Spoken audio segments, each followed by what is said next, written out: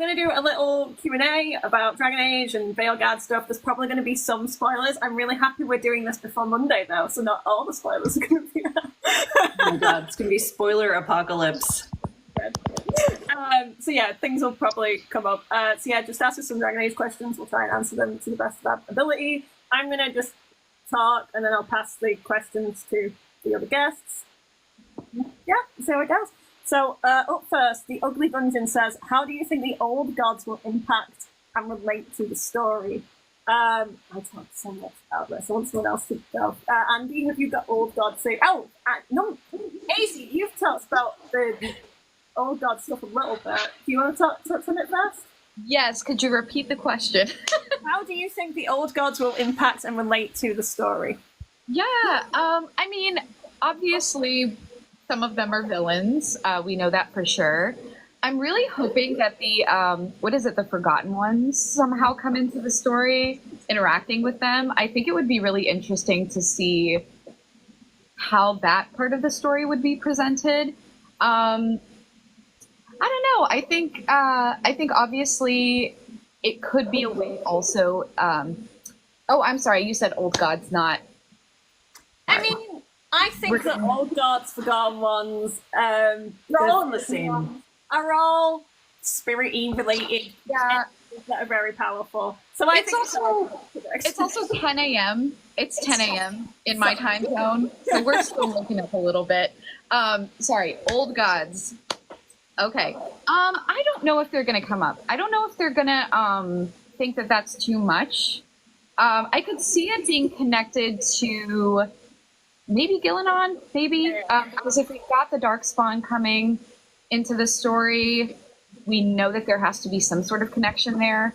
But I don't know that they're going to want to like complicate the story too much with too many like villains or too much mythology, if that makes sense. But I don't know. Curious to hear other people's thoughts, actually. Andy, have you got anything you want to add to it? Yeah. So we know there's two blighted-looking dragons that look a lot like old gods. And they seem to be working for Gillenon, maybe? So... Yeah, Sarah, are you giving me a look? I know words. You speak words. I'm not saying anything. Right. I mean, I know some things based on... I've watched a lot of spoiler stuff. So I know that... I'll just talk for a minute. Sorry, my face. I'm so bad at poker. Oh, no. Me too. So, yeah. All gods are archdemons.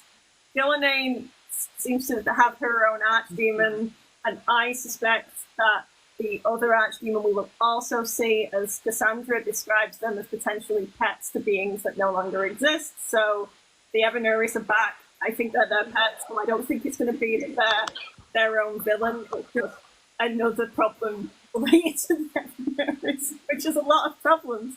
But the Venatori do shout out the old gods' names at points in the footage, so I think that they are going to show up, and it might be a way to manipulate the Venatori, because the Tevinces worship the old gods still.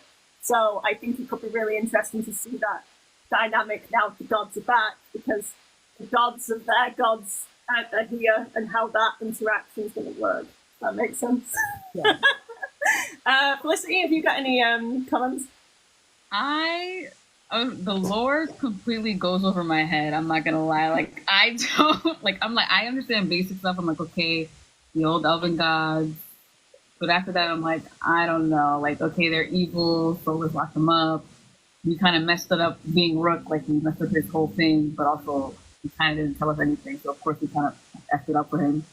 But the old gods was like okay, like I feel like. It just goes over my head. Like, I don't remember a lot of it. I'm so bad with lore. Same. There's a lot. See, I find the lore very organic. We could talk a little bit on lore. I do a lot of, because we don't know everything yet because the story's not complete. So I'm hoping with Veilguard we'll get a more complete story of the lore and what actually is true and what isn't true. I know there's some stuff about, like, the maker that they've said they're never going to touch, which is frustrating.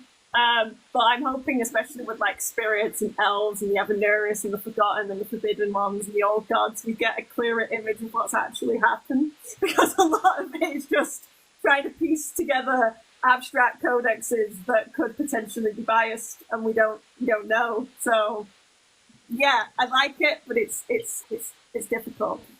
Cozy Goblin, you can tell. How far are we going into spoilers? I think most things that are released, I know.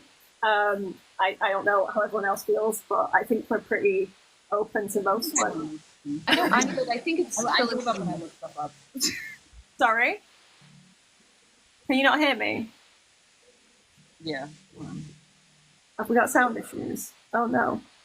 Oh no, I think Felicity is like, I can cover my ears if You can. Sorry, I was looking at the text, not the video. Okay, we'll do a spoiler warning before we go into it, if that makes sense. So if I'm going to talk about things.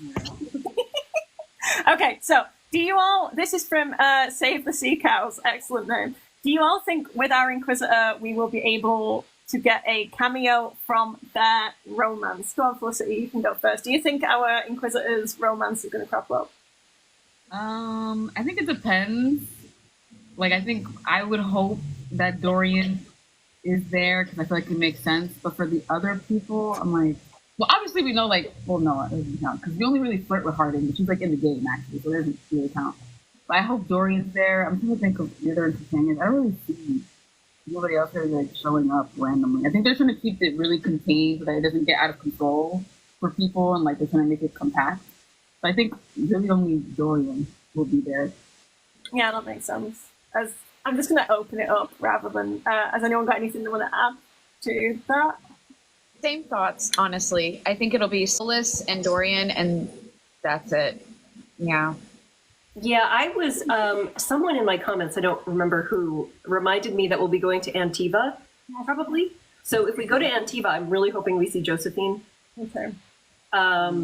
So that's another cameo I'm really, really hoping for. Before that, I did just assume it would be Dorian. I really think we're seeing Dorian for sure. We have to. We have to. There will be outrage if we don't see Dorian. So, no, sorry, Sarah. No, I agree. And Dorian's cropped up in the other media, like the comics and in Tevinter Nights, and it feels like Tevinter Nights especially is where they're pulling a lot of the cameos from. So I think we're going to see Dorian. I think we're going to see Josephine. One of my friends in the server said that what might happen with the other romances is that there'll be a big fight scene and your romance might be with you, and they just like give you a kiss as you go off into battle. The Inquisitor goes off into battle, and then they just run off into battle another direction, so no one has to speak. A certain voice actors going on, coming back. And then I think Josephine running off with a great sword into a fight. Do you know what I heard? I think it was Nate, Inky Trev, who said that his hope is that because originally the Cullen voice actor acted Anders. Yes, I said this. Anders' voice actor is brought back to voice specifically Cullen. I think that would be kind of funny. It would really work, and at least the voices are close. So yeah, just replace them. But there was also like Iron Ball as like problems as well. It's just a mess. People need to be nice. Side note. Number one, Fenris Defender, your makeup looks amazing and that colour is perfect on you. And you do look lovely. Yes. Okay, spoilers. Len and No, that says Len Nightingale. Those are two words, Sarah. Hi, do you think something will happen to Varric? Yes. Spoilers. Go, AZ, you want to touch on this first because you've made us comments about Varric. So I've been saying since the original trailer came out with the scene of Varric and Solus, I've been saying that my theory is, so this is a big spoiler, but I know that Felicity already knows the spoiler. So we know when you extend that scene that Solus stabs Varric in the chest. I have had the theory since like months ago that we're going to have a fake out, like scare not death, but like almost death, or maybe death. I don't know. And he like gets brought back. I don't know. I think we're going to have a fake out towards the beginning of the game. And then I think my theory is that in Act 2 or Act 3, like later Act 2, early Act 3 maybe, we have like a point where there is at least the possibility maybe of Varric dying. I don't know if it's going to be a certainty or not. I mean, again, these are games of choices, so there's always a chance that you could save each of the characters. I don't know, but I do think that there's a high possibility of Varric dying in this game. And I think there's going to be like the fake out at the beginning to give you like a sense of security with that. And then later on, it's going to take you by surprise. Would be my guess, but who knows? Has anyone got anything you want to add? There's more people, so I'm just going to leave it more open this time if that's okay. I'm so worried for Varric. Even before I saw the whole like him getting stabbed, when Solus like breaks Bianca, I'm like, oh no, I don't like this. The tone is really like, wait a minute, it feels very foreboding. Like, no pun intended, but there's a big sense of dread. I'm like, okay, wait, what's to happen to him?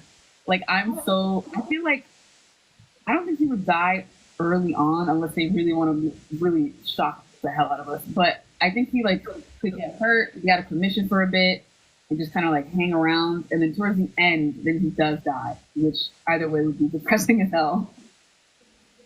Yeah, that's true. Andy, do you want to add anything? Yeah, sure. Yeah, I definitely agree with everything Felicity said. I think maybe Azzy made a prediction too that Varric is going to get injured, but he's still going to stick around as some sort of advisor and probably be hovering in this state between life and death. That's going to mirror the situation with the Fade and like being in the lighthouse in this in-between place, and Varric's going to be in this in-between place, and we'll probably something about our main quest mission possibly will link to like saving Varric or helping Varric in some way. Sorry, Azzy, this is your theory. Sorry if I'm totally misstating it, but I thought that was super interesting. I've been thinking about that a lot. That's definitely a big part of the theory. Sorry, it's been like a whole week of me not actually like making videos because of my cat and everything that's been going on. So I'm like a little bit fuzzy brained right now, but yeah, no, that's also my theory as well. Like, I do think that a big part, like a main part of the quest is going to be like save Varric. And I think the reason that I say that potentially you could save Varric is I think there's the possibility, I don't know about the certainty, but the possibility of that choice being maybe between somebody like Solus and Varric or Morrigan and Varric. I think there's a possibility that almost like the Indiana Jones where you have to switch out the treasure on the altar. I think there's a possibility that you need somebody in that space, that lighthouse space, occupying it. And if Varric is stuck there, there's a possibility that you have to do the switch, right? So I think that could be an option, maybe. I don't know. There's a weird thing about the chess game that I've talked about before, about the Solus plays what's known as the immortal game with Iron Bolt, which I thought, oh, that's funny, because Solus is immortal. There can't be anything more to that. But if you look at like the Wikipedia entry, I know not a lot about chess at all. It involves a double rook sacrifice. So, yeah, I don't think people are going to make it through this game, and I think it's probably going to be a choice. I don't really want a binary decision like we had with Mass Effect 1 of Caden and Ashley, and then we had again with the Warden or Hawk. I'm hoping that the choices that we make throughout the game will lead to an option that makes between people, but those people could potentially change, because otherwise it gets a bit dry, because you're just going to make the same choices. So hopefully there's a way that could be Varric, it could be Solus, it could be Morrigan, it could be Rook, it could be your Inquisitor, and there's different choices to keep it more interesting and give more replayability. But I do know that the devs have tried to kill Varric since I think Dragon Age 2 DLC, so we'll see if he actually makes it this time. Charlotte says, I'm not up to date with the lore, but do the rest of the population, I'm guessing of Thadus, know anything about what's happening? I'm guessing with Solus and his ritual. Do you guys have comments on this? I'm just going to open it up. Yeah, from as far as I can tell, and I'm still catching up on the media outside of the games, believe it or not. Hopefully I make it in time. But I think it seems like this quest for Solus is kind of being kept under wraps. Like it's somewhat of a secretive mission. I know like when Varric and Harding are looking for him. So I don't think a lot of people really know what's going on. They might have like some sense that things are getting weird. And we know in Arlathon Forest, there's all these disturbances happening, and with Balara and the Veil Jumpers. But I feel like your average person in Thedas probably doesn't really know a lot of what's going on, but all of these factions have popped up that are like trying to investigate. So yeah, in Vinter Nights, there's a story where they all kind of gather together. It's the wig one. Do you wear wigs? Where the different factions are all trying to exchange information about Solus and what he's doing. So I think that like leaders of areas know things that are happening, but the actual general population probably don't know a lot. It's like probably the same with like the Breach and Inquisition. They just saw a big hole in the sky. like that doesn't look good. But yeah, I'm trying to think if there's any other in the Missing comic though. Solus is interacting with elven slaves and has been freeing slaves in Rathus. So he has a network that supports him from freeing those slaves. So there is some slaves in Rathus at least that are supporting Solus. That's in the Missing comic. I wonder if that's the case. I wonder if Solus has any, even if it's not a direct like a sort of what's the word I'm looking for? Like a hidden, a secret connection with the Shadow Dragons. Like they don't know that they have a connection to Solus, but they do. You know what I mean? I wonder that.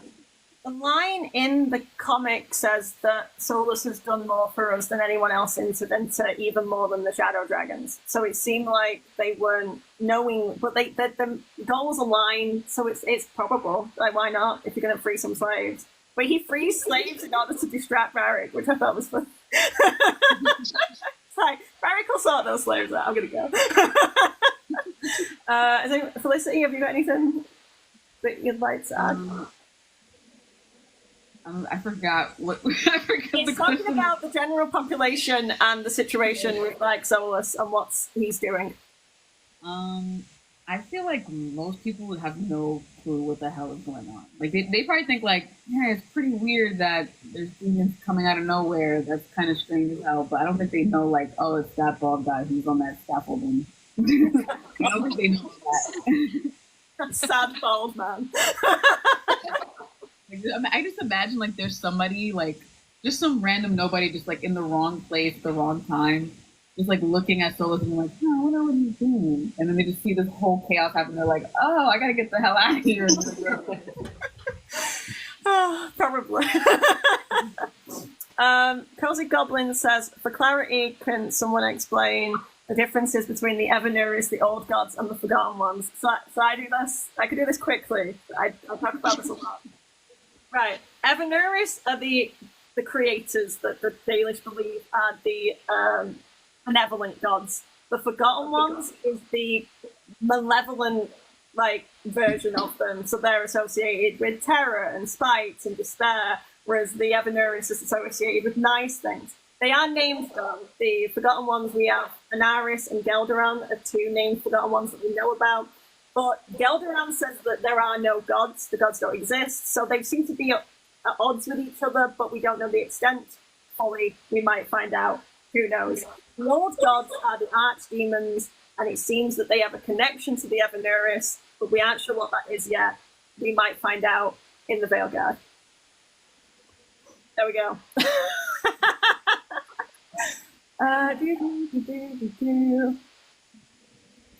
I really hope we do find out more about the Forgotten Ones. Someone was saying, I think it was Briar, Bees, was saying about the Forgotten Ones are just potentially just spirits because they're trapped on the other side of the veil and they've been forgotten because they're just people who are suffering who just no one cares about. I care. Yeah, I had a theory about the Forgotten Ones being spirits too. Yeah, you said about them being at war with each other? Yeah, so I was wondering if we're going to find out that the Forgotten Ones are spirits and the Evanuris are like corporeal. And I know back in the day we have some evidence suggesting that the line between spirit and corporeal being was very not clearly defined, and possibly people could switch back and forth from will. But with that didn't make sense, but I think everybody followed me. I'm not speaking English. At will, people could switch from corporeal to spirit at will.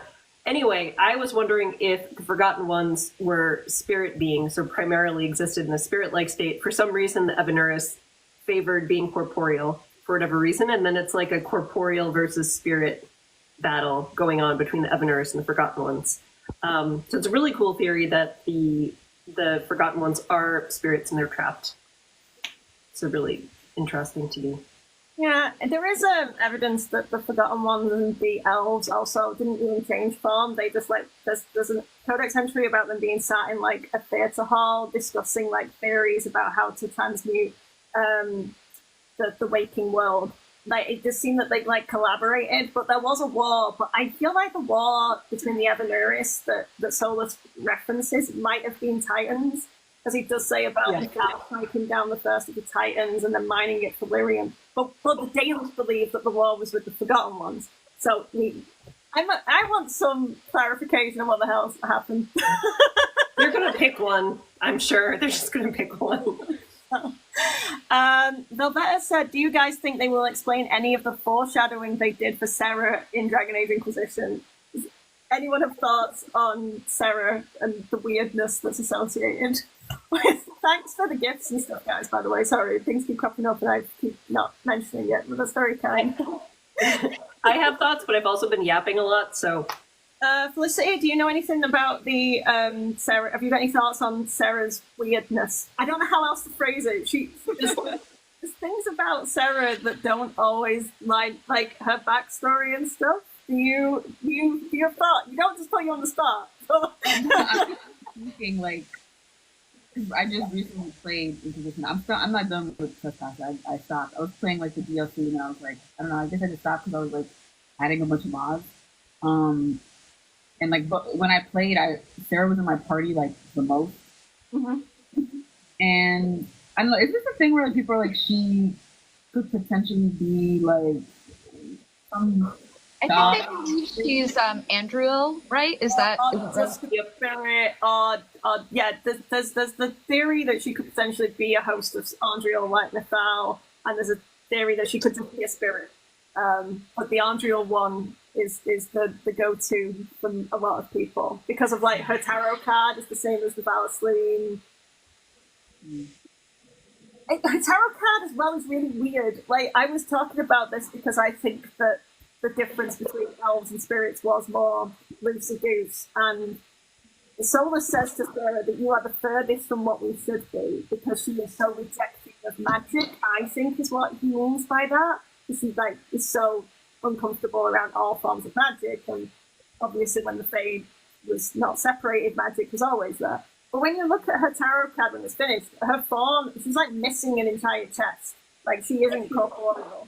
And it's also the bow like Andriel. So even if that could be hinting towards a potential for what elves were, but it's like the star card reversed. So the star's on the bottom, and she is the star card. It's almost like a rejection of that. It's really interesting if you look at Sarah's tarot card. I think it's really cool. But yeah, she could be. I don't know if they're actually going to address it. I think they're going to leave it open as a fan theory because it's fun for people to speculate. I think it is important for Sarah's character that she is just a regular elf that doesn't like elfy things. That is also legitimate and an interesting approach that maybe could have been better, but I think it still is a reasonable thing. Those were words. Yeah, I also just feel like most likely it's not going to be answered. I think there are certain things sometimes that the writers put into certain characters. I think Sandal, similarly. I love Sandal. I would love to see him again in the Veilguard. I'm always going to emphasize you're never going to stop. Anyway, I do think that he's probably, I don't know, maybe Sandal will show up as like an Easter egg. I don't think he's going to be like there are a lot of fan theories around some of these characters that I think will never come into like fruition. And I think it's fun to have those theories and speculate and come up with ideas and like backstory or canon or what, you know, your own headcanon. But I do think ultimately some things these writers set up are just kind of like them being like, wouldn't it be cool if, and then never really completing the thought. You know what I mean? So we'll see, but I don't think it'll have an effect on the story. Yeah. Unfortunately. Okay. Have you got anything to add? I don't think they're going to go anywhere with it in the Veilguard. I think it would be really cool. I think the idea that Sarah is somehow connected to Andrew Will is really cool. But yeah, I think if they had something, they probably dropped it. I'll be really surprised if they do. One thing I think is interesting about Sarah is that she has a different body model as well. I don't know if that's just because she's one of the companions, but I thought that was really interesting that she has a different body model from the other elves. And I think we see that with Abelos too. We see that with ancient elves, I think. She has the same body model as Solus and Abelos. Yeah. So there's meat to the theory. There is meat to the theory. But I don't know if it matters. I don't know if they might answer some of it based on Gillining. So because Gillining and Andriel are connected based on, I think they were lovers, is what it looks like in the missing comic. It's not confirmed. But we might find out that potentially she died, but then what happened, we don't know. Because if Corypheus, if you kill the archdemon, he then can die. So maybe killing Andriel's archdemon, if they were connected, maybe she's dead, and that's why Gil's just going on a rampage and destroying a bunch of stuff would make some narrative sense for her not to just be a crazy woman. So I'll move on, unless I missed anyone. Sorry. Jenny asked, I'm curious about Solus's agents. Do you think we'll see any more of them? Will we see more of them, of his current ones? None were seen yet. So how do you think Solus's agents might come into play in the Veilguard? Andy? Sure. We're definitely, that's actually, so my mind, this is going to be tangential. I can't even speak. I'm really sorry. I don't think I slept well last night. Anyway. We'll figure out. It's okay. As long as you can sort of understand what I'm saying. So at the end of Inquisition, when we get like the epilogue text, there's something about elves disappearing en masse. I am so curious if they're going to follow up on that in the Veilguard, because in my mind, when I read that, I thought Solus was raising an army. Like, I thought Solus was going full Paul Atreides, as I've talked about at length. I thought he was going to have a whole army behind him, but now it seems like Solus is acting more individually.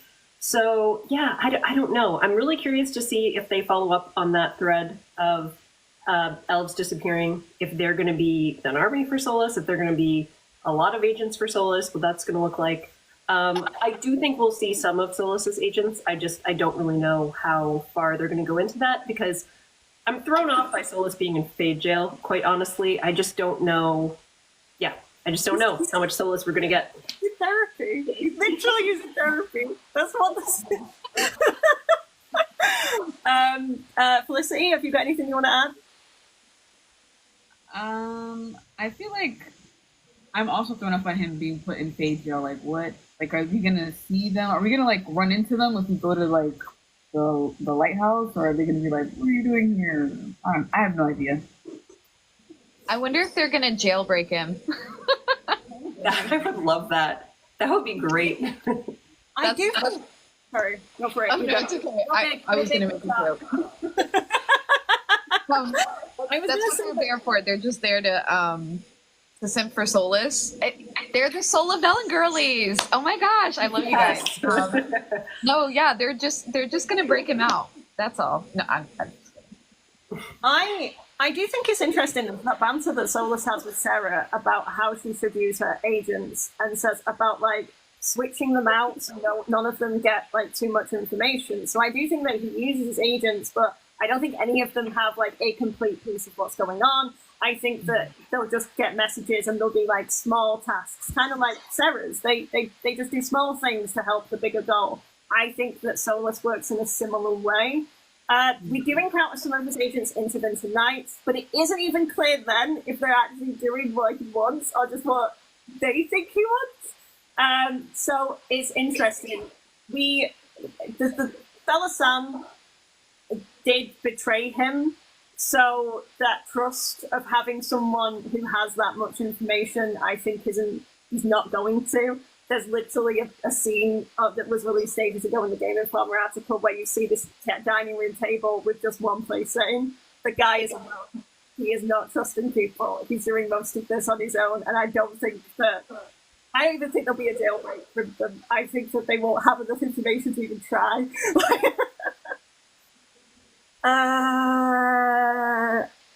Anthony has asked if we think we'll see the executors.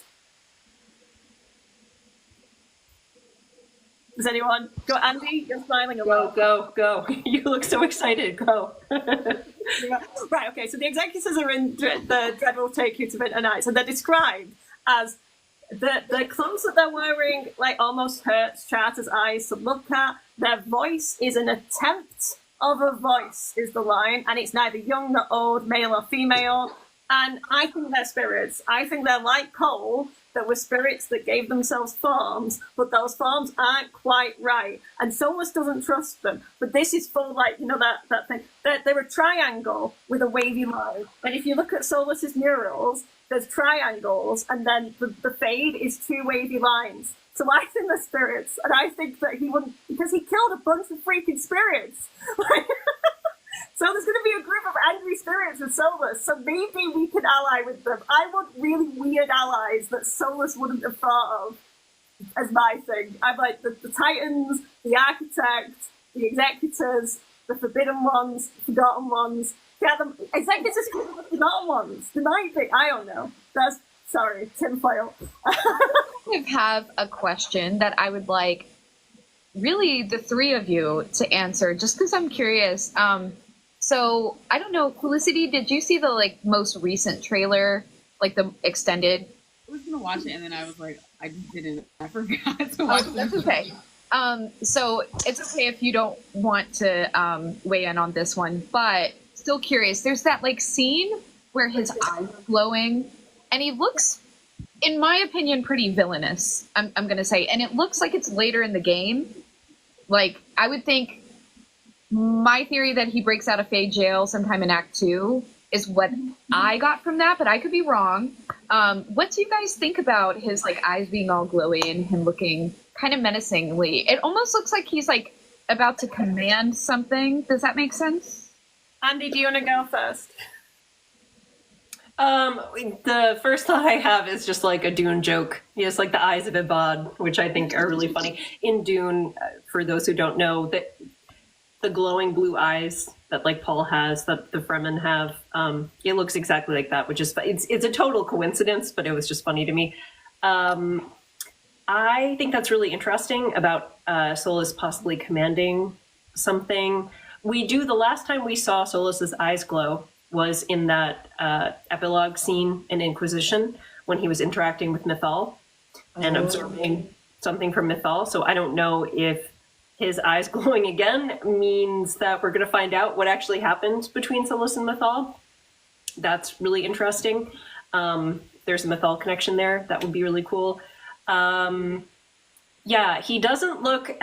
I kind of feel like, I hope it's the Act 2. I hope those scenes we saw in the trailer weren't the actual end game. I really hope like it's a climax from one of the other acts, 1 or 2. And I hope he gets out earlier than the end game. I would really like that. But yeah, that's what I'm thinking so far. So we do see his eyes glow in the very first scene with Varric because he breaks Bianca. Oh, yeah. Yeah. When he uses his power. They glow exactly the same. So I think, and you can see he's casting a spell. So I honestly believe he's just casting a spell, and he looks fucking hot. He does have the ritual dagger on his belt, though. That was a great catch. He has the dagger on his belt. So I think that scene is the Dreadwolf puppy scene when he's jumping at the dragon. I think that scene just before he takes on Elganar, and this is tinfoil. There's this weird glowing orb thing that's also in the trailer that's surrounded by Venatori. I think Solus says that he was going to go into the Fade and use his orb to tear down the Fade and rebuild the world in the ruins of the Chaos. I think that's exactly what Elganar's going to do. I think that we then, Rook's party is going to try and destroy that orb or power source doing something bad. No, this is just speculation and Sarah's thoughts. And while Solus distracts Elganar and stabs him, because I think that you have to stab them with the dagger. That's what I think. And I think there's a possibility that Solus could turn on us at that point. Because right now, I don't think that we need to kill him. People might want to kill him. Good for you. I don't think it doesn't narratively make that much sense to just straight up murder him at this point. So he needs to go full evil, in my opinion, to kill him. Yeah. So I think him siding with Elganar, because I think Elganar and Solus's goals are going to be the same of tearing down the veil. It's just the way they were going to do it was going to be different, because Solus says about mitigating the damage. Elganar won't give a fuck about mitigating the damage. He'll just want the magic back and his kingdom back. So that's what I think that scene is showing, is the standoff between them before we get Wolfie Boy jumping in. I'm excited.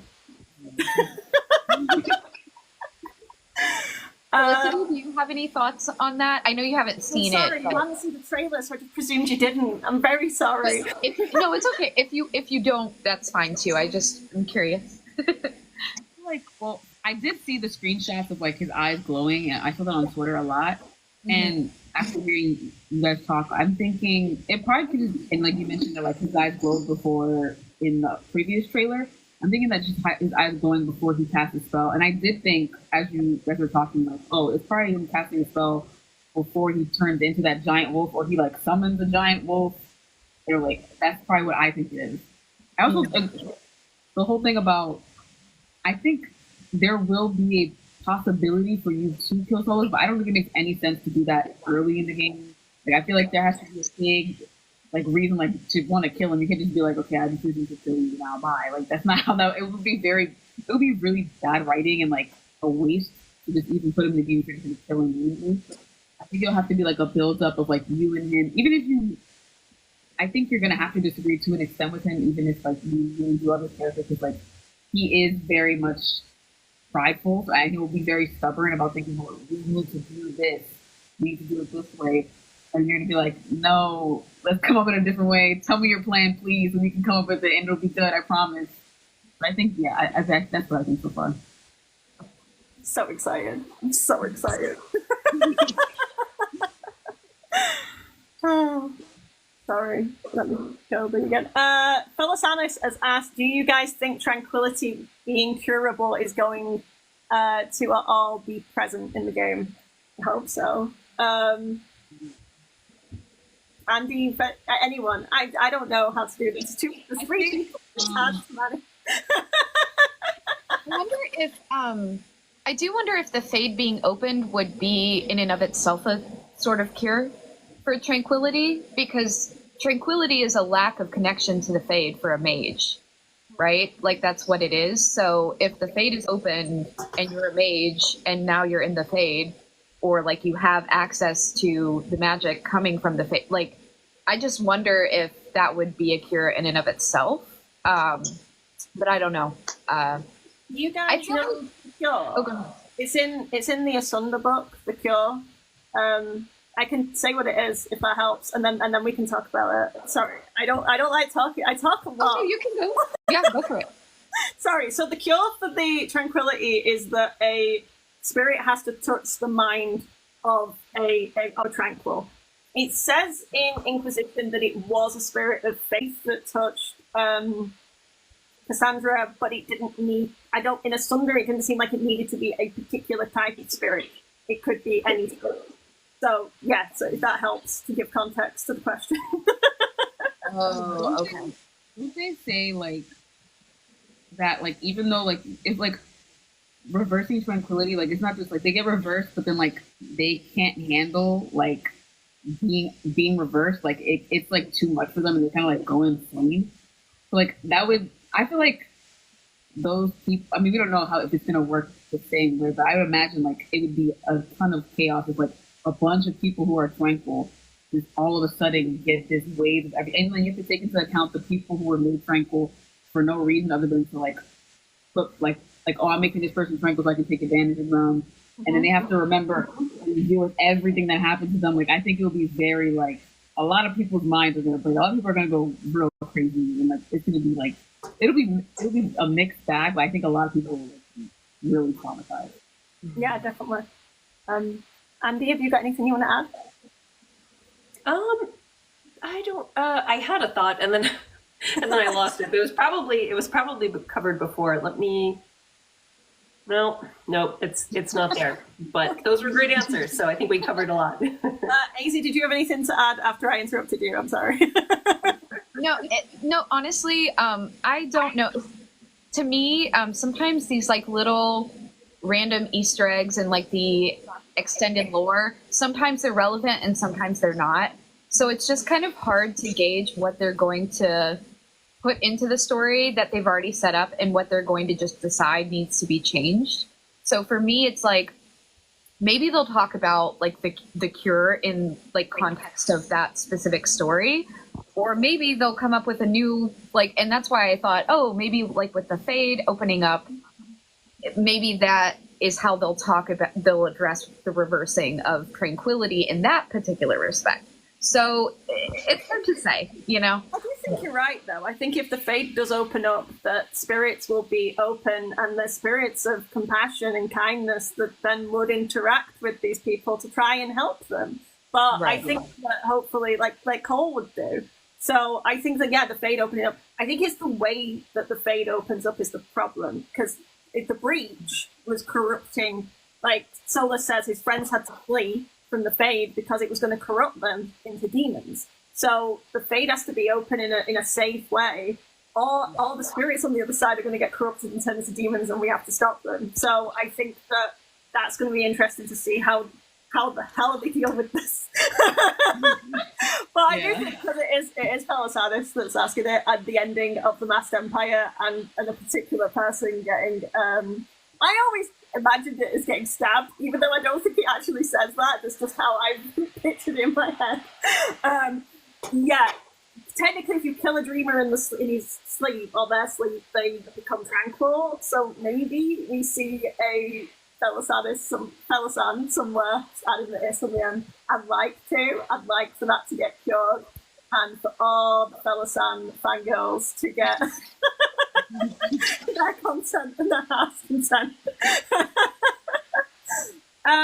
You're not asking too many questions, Lena Nightingale. Please ask questions. We have lots of messages. I just realised I've 94 new messages. I'm not up to date, but we'll get there. Do you think some characters from Dragon Age 2 are going to make a comeback? I'm going to start with the Malone Fenris Defender, obviously. Do I think that they will? Mm-hmm. I'm doubtful. I was more optimistic before the like choices whole thing came out. With the limited number of like world state choices that are going to affect this game, it made me less optimistic that we're going to have a lot of returning characters, because to have certain returning characters be able to have a meaningful like presence in the game, you kind of have to be able to set up those world choices. For example, Alistair, you can never have him in this game because you don't know where he is without those choices. That's also why I don't think the warden, your warden from Origins, is going to show up, right? Because I don't even think we're going to get a hint that much towards them, because there's just no way for you to set up who they were. With Fenris, I think that there could be a chance, only because you don't have to set up a ton to have him just make like a cameo appearance, especially because he had a comic release between Inquisition and the Veilguard. I do think that they've said that the in-between materials are going to have some kind of impact on the game.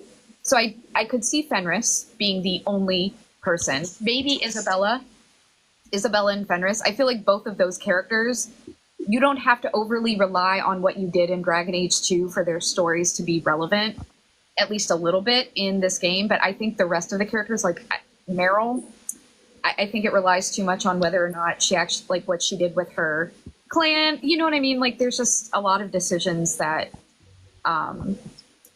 like Anders, no chance of him showing up, in my opinion. You know, like I don't know, just depends. Maybe Sebastian. I saw a hilarious. I saw an absolutely hilarious TikTok where they're like, imagine you're waiting, like, oh my god, we're gonna have a random companion from Dragon Age 2 show up, and it's freaking Sebastian. You're like, what? You're gonna like turn up and be like, all right, I'm done. Like that would be so anticlimactic. Like Sebastian, what the hell? But I agree. I think there's a good chance we could see Fenris. I think if Isabella is in the game, I don't think it'll be like some big plot point. I think it'll just be in passing. Like you see her like on a ship at a port or something. Like, oh look, that's Isabella. She's like, oh, and she makes like a flirty remark maybe to your rook, and like that's it. Yeah. Andy, have you got anything you want to add about Dragon Age 2 characters? Yeah, I know I've said before, I really want Fenris to be the leader of the Shadow Dragons. I keep talking about it. I believe the leader is called the Viper. And I just want him to be, the Viper. I want him to be our fearless leader. I think that would be really, really cool. I do like his Blu-ray name. See, I do think that they could be clever about some of the references to people. So like I've said it before about the Warden, that there is always a Warden Commander of Amaranthine, regardless of your world state. So you could have a codex entry that says, all I want is the Warden Commander of Amaranthine found a cure for the colon in a codex entry in Viceout, and I'll be happy. So they could be like sneaky. But for Dragon Age 2, the only reason I played a Lord of Fortune is to increase the chances that I might see Isabella. I freaking love Isabella. I'd like Meryl, but they made it too easy to kill your companions in 2, and I don't know why they did that. Whereas there is a theory that Fenris is a lyrium ghost, so in no universe he's actually dead. So I hope they go with that and he's fine. I will say, I think with Dragon Age 2, certain characters like Fenris or Isabella or like characters that could like disappear in the game, I think are different than a character like Anders. Anders, you can make the distinct choice to kill him on screen, and I think that if you side with the mages, and you don't have full rival or thingy, you can kill Fenris. Yes, you can, but he's like in a battle. Like it's a little bit different. You don't he could be revived. Theoretically, you know what I mean? Like theoretically, he could be like revived. It's not like a cutscene, is what I mean. So yes, you could have. Yeah, you could have like Aveline, same thing. You could have her oppose you. You could have characters oppose you in that final battle and they die. But I don't think, like when they said the whole, if you see them die on screen, like little phrase that they put, to me, the way that I took that, and I could be wrong, but the way that I took that was if they have a cutscene where they can die, you're not going to see them, was how I took it. It could mean that any character who has any chance of dying at all, we're not going to have a chance of seeing. I'm more pessimistic than I am optimistic that we're going to see any of the characters from like other than Inquisition. But I think because Fenris and Isabella have like comics about them, and they've made hints that the comics or like extra canon materials could have an impact. I'm like, why would they make the effort to go and make those comics if they weren't going to potentially want to entice people who are coming into Dragon Age now to like go and find them after the game? So I could see introducing Fenris as such like a cool visual character, and then Isabella is so charming. Those are the two characters I think that, since they've already made the canon materials for, I could see them putting them in the game and kind of like people being like, oh, who's that? And Googling them and then finding their like, you know what I mean? So marketing purposes, I could see it too. So I don't know. Yeah, it makes sense to like sell books.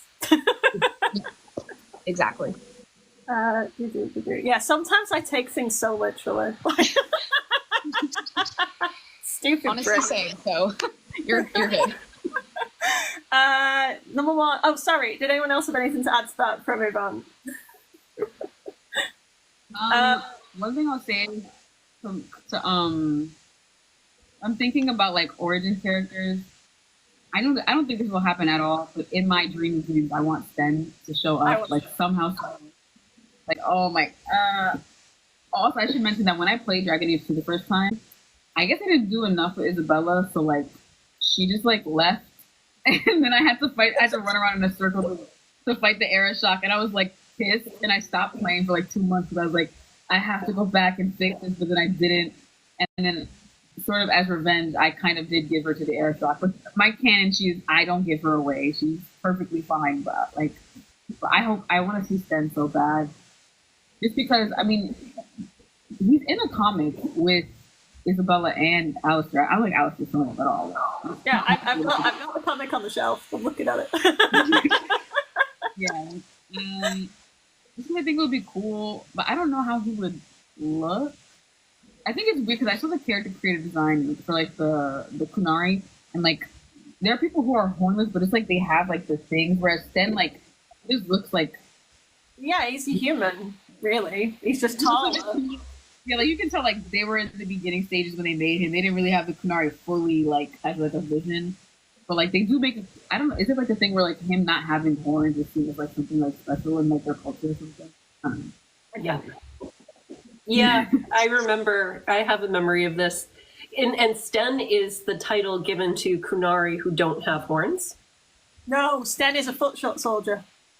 Oh, is it? Okay. I thought Sten was really. I believe you. I trust you. Because you find, I'm sure Sten means soldier. I'm pretty sure someone in the chat can tell me if I'm wrong, but I'm pretty sure that that's what that means. Okay. I might be wrong. Okay. Yeah, this is anyway. Yes, there's something special about him not having horns. I know some Kunari do not have horns, and it gives them some sort of status in Kunari society. Was it meant to be that the next Shock not having horns was a sign of good luck or prosperity or something like that? It's said somewhere. I don't remember where. Look it up right now. Iron says it. It says like the Kunari born without horns are destined to succeed in the way of the Kun. That's what a big Okay. So he is Canary, just born without horns. I mean, he looks cool in the comics. Yeah. So I think they could do it, and especially because of the stylized way that Veilguard is. I think they can make him look sick. I just hope they do it. Felisanis says, yes, Sten is a soldier. Him being hornless is like a rare holy symbol. So, yeah. all right. I kind of got it half right. We got that. Number one, Sebastian Vailover says that the Avar in a way treat their spirits as gods. Do you think there's any connection to the Evanuris? Sorry, I just kept myself small. Has anyone played Jaws of Hakon recently and remembers the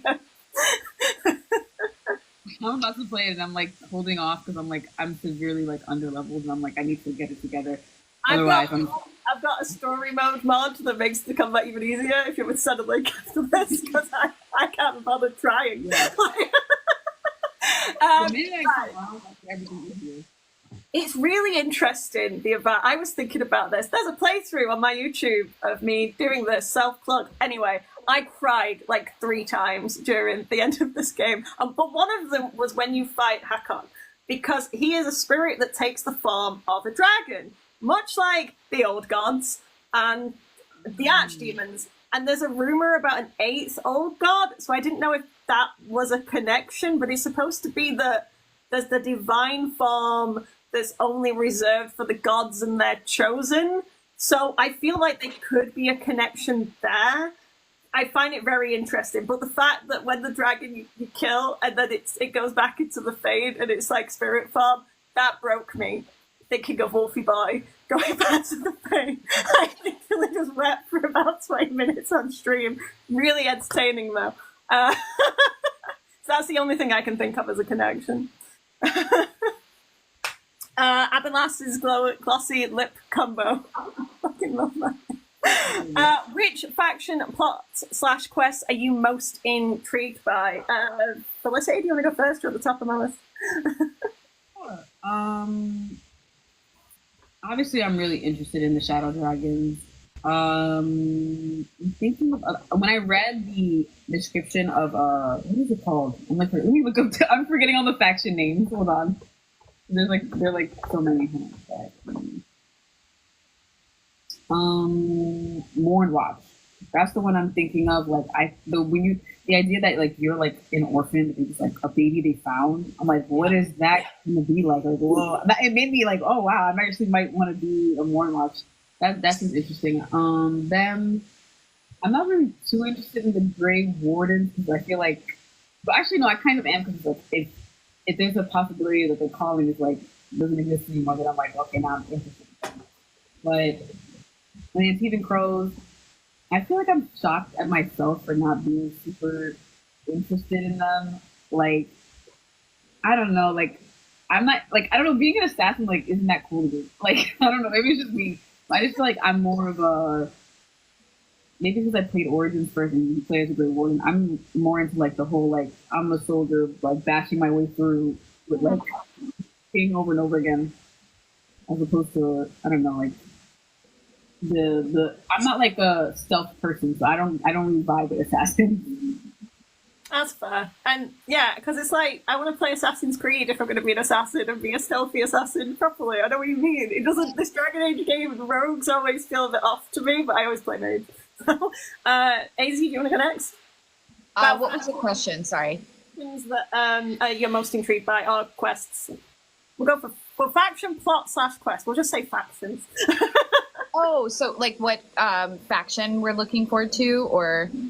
Yeah. Which faction are you most intrigued by?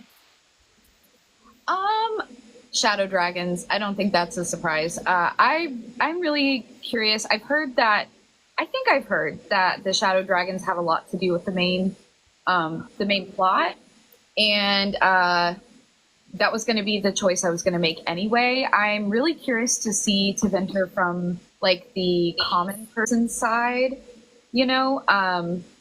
And hopefully, I think we'll have some really cool quests as well, specifically attached to the faction that you choose. And I think that would be it would be fun to see the like commoner side of Tevinter, because it kind of seems scary if you're not, you know, like a high noble, like a person of nobility or something like that. So, in terms of like the factions, I'm not super excited about. I feel like this is an unpopular opinion, but the Grey Wardens, I don't know. I already did that in Origins, so it's not that I'm not excited for like the plot points that come with it, but I don't want to be a Grey Warden. Probably it isn't going to be like my first like 2 or 3 playthroughs, I would think, for sure. But that could change depending on the story, so we'll see. Oh yeah, sorry. Is it Draven? I'm not sure how to say your name. Totally. But yeah, I agree. I hope that Dorian is either affiliated with the Shadow Dragons or that we like see him in some connection to that faction. That would be cool. Andy, a faction that you're most intrigued by? Sorry, guys. Yeah, popular opinion, Shadow Dragons. Very excited about being a Shadow Dragon. The Mourn Watch I thought was really cool for the same reasons Felicity was talking about. That like found baby story is really, really cool. It's very, very intriguing. The Veil Jumpers, I think, are pretty cool. And I had been meaning to make a video on this, but if you look at the Veilguard soundtrack cover, you see a close-up of Solas's dagger, the hilt, the top of the hilt of Solas's dagger, which is a perfect gold circle. In the center of that gold circle are the faction symbols for the Veil Jumpers and the Shadow Dragons. Oh. So that's interesting. Both of them are, I think we all kind of assumed both of those factions would be very invested or very connected to the main plot. But seeing those factions in the center of the golden circle was super interesting to me. So Shadow Dragons, Veil Jumpers, I really want to see. I really want to learn more about them. Yeah, and see how it pans out in the game. I think, obviously, I'm going to play as an elf. just to, because like I'm like, oh my god, I can finally be a city elf after so long. Holy crap. For faction, I'm gonna be a shadow dragon, but I was looking at people like pick the factions, and like I saw that I'm like an aesthetic person, and I saw the outfit for Lords of Fortune, and I was like, that is the most beautiful design I've ever seen in my life, and I'm like, I might pick that just because it looks cute. But I probably would do dragons first, and then for my class, I would probably choose. I always play as a warrior. Like I never play as a mage or like a rogue. I use warrior, and then for like the sub thing, I probably pick Slayer or Reaper. I think Slayer is the one. Like Slayer's like two-handed, and I always play with like a giant axe, like no matter what. So that's probably what I would do. Oh, nice. I would probably, I mean, I feel like I've talked about this before. I'm going to be a shadow dragon. I'm going to be some sort of mage, and I'll definitely be an elf. If I can choose, I always play elf first playthrough in Dragon Age. So, yeah, I think it'll be interesting to see an elf's perspective into Vinter, who's also a mage, because I feel like you have to probably like hide that you're a mage would be how I would likely roleplay it. I would think that you pose a threat to like the humans that are in charge, and that they would find that I don't know. Like I always felt like the scene where Daenerys is like promising Varania to be like his apprentice, like, you know, that whole like story. I always felt like that was just like him deceiving her, and he was probably going to kill her afterwards anyway. It didn't ever really feel sincere to me. So my assumption would be being an elven mage in Tevinter is actually a very dangerous thing to be, but who knows? Yeah. There was also a thing like from the first gameplay playthrough, like teaser trailer whatever thing, where like when you're walking into like Tevinter, and like there's like a elf like in the front, like when you first see like crouching like in the cold, like going like that. And I'm really wondering like what if that interaction would be different if you're an elf, or like, I mean, it would feel different even if you don't have like a specific dialogue. It would just feel like there's an elf. Like I'm like interested in seeing what the environment will, how the environment will treat you based on like what your race will be, or what your faction will be, and what like your class will be. Mm-hmm.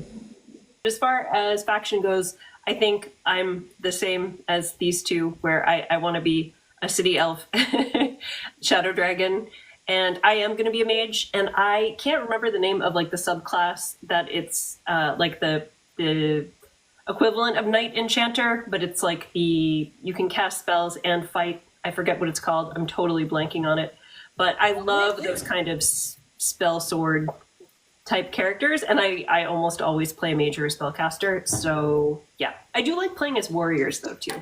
So that's why I love it when I can both cast spells and play as a warrior. So yeah, that's what I'm going to do for my first playthrough. For your untimely demise, they asked us what we were playing as for our first playthrough. Mm-hmm. I think we just say it again. I'll say mine again. I'll probably be I'm gonna be a city elf, shadow dragon, and I'm gonna be a warrior, and I'm probably gonna be a slayer. And then maybe for my next playthrough, I'll still be an elf, because I'm probably always gonna pick being an elf, but I'll probably pick Mornwatch as a background. Mornwatch looks so cool. Sorry, I've not made people big. I'm trying to get this not to be wonky while I'm chatting, and I can't. So we're just gonna have to look at a slightly wonky Sarah. No, I'll probably do something very similar. Shadow Dragon Elf. I will say that I would like to be a Spellblade. I think everybody was saying that was like the warrior-like mage, but I actually think it's closer to a rogue. I could be wrong about that, but I think it's closer to like a rogue mage hybrid than it is a warrior mage hybrid. So I don't know if there is one that's more like a warrior, but you do have like a blade, but seemed more roguish to me. But yeah, that's probably what I'll do. If not that, maybe just I can't remember what it's called, but the more elemental type mage. Evoker? Evoker, maybe? Yeah, that sounds right. Yeah. Andy? Yeah, City Elf, Shadow Dragon, Mage. I was thinking of that same in between either warrior or rogue category. I guess it is more roguelike. I definitely listen to Azzy because I didn't know what I was talking about. But yeah, I think that's what I'm gonna do. I like to play rogue type characters. I'm thinking about Skyrim, where I would be the sneaky archer, because I mean that is a great way to level up, but it's really fun in Skyrim.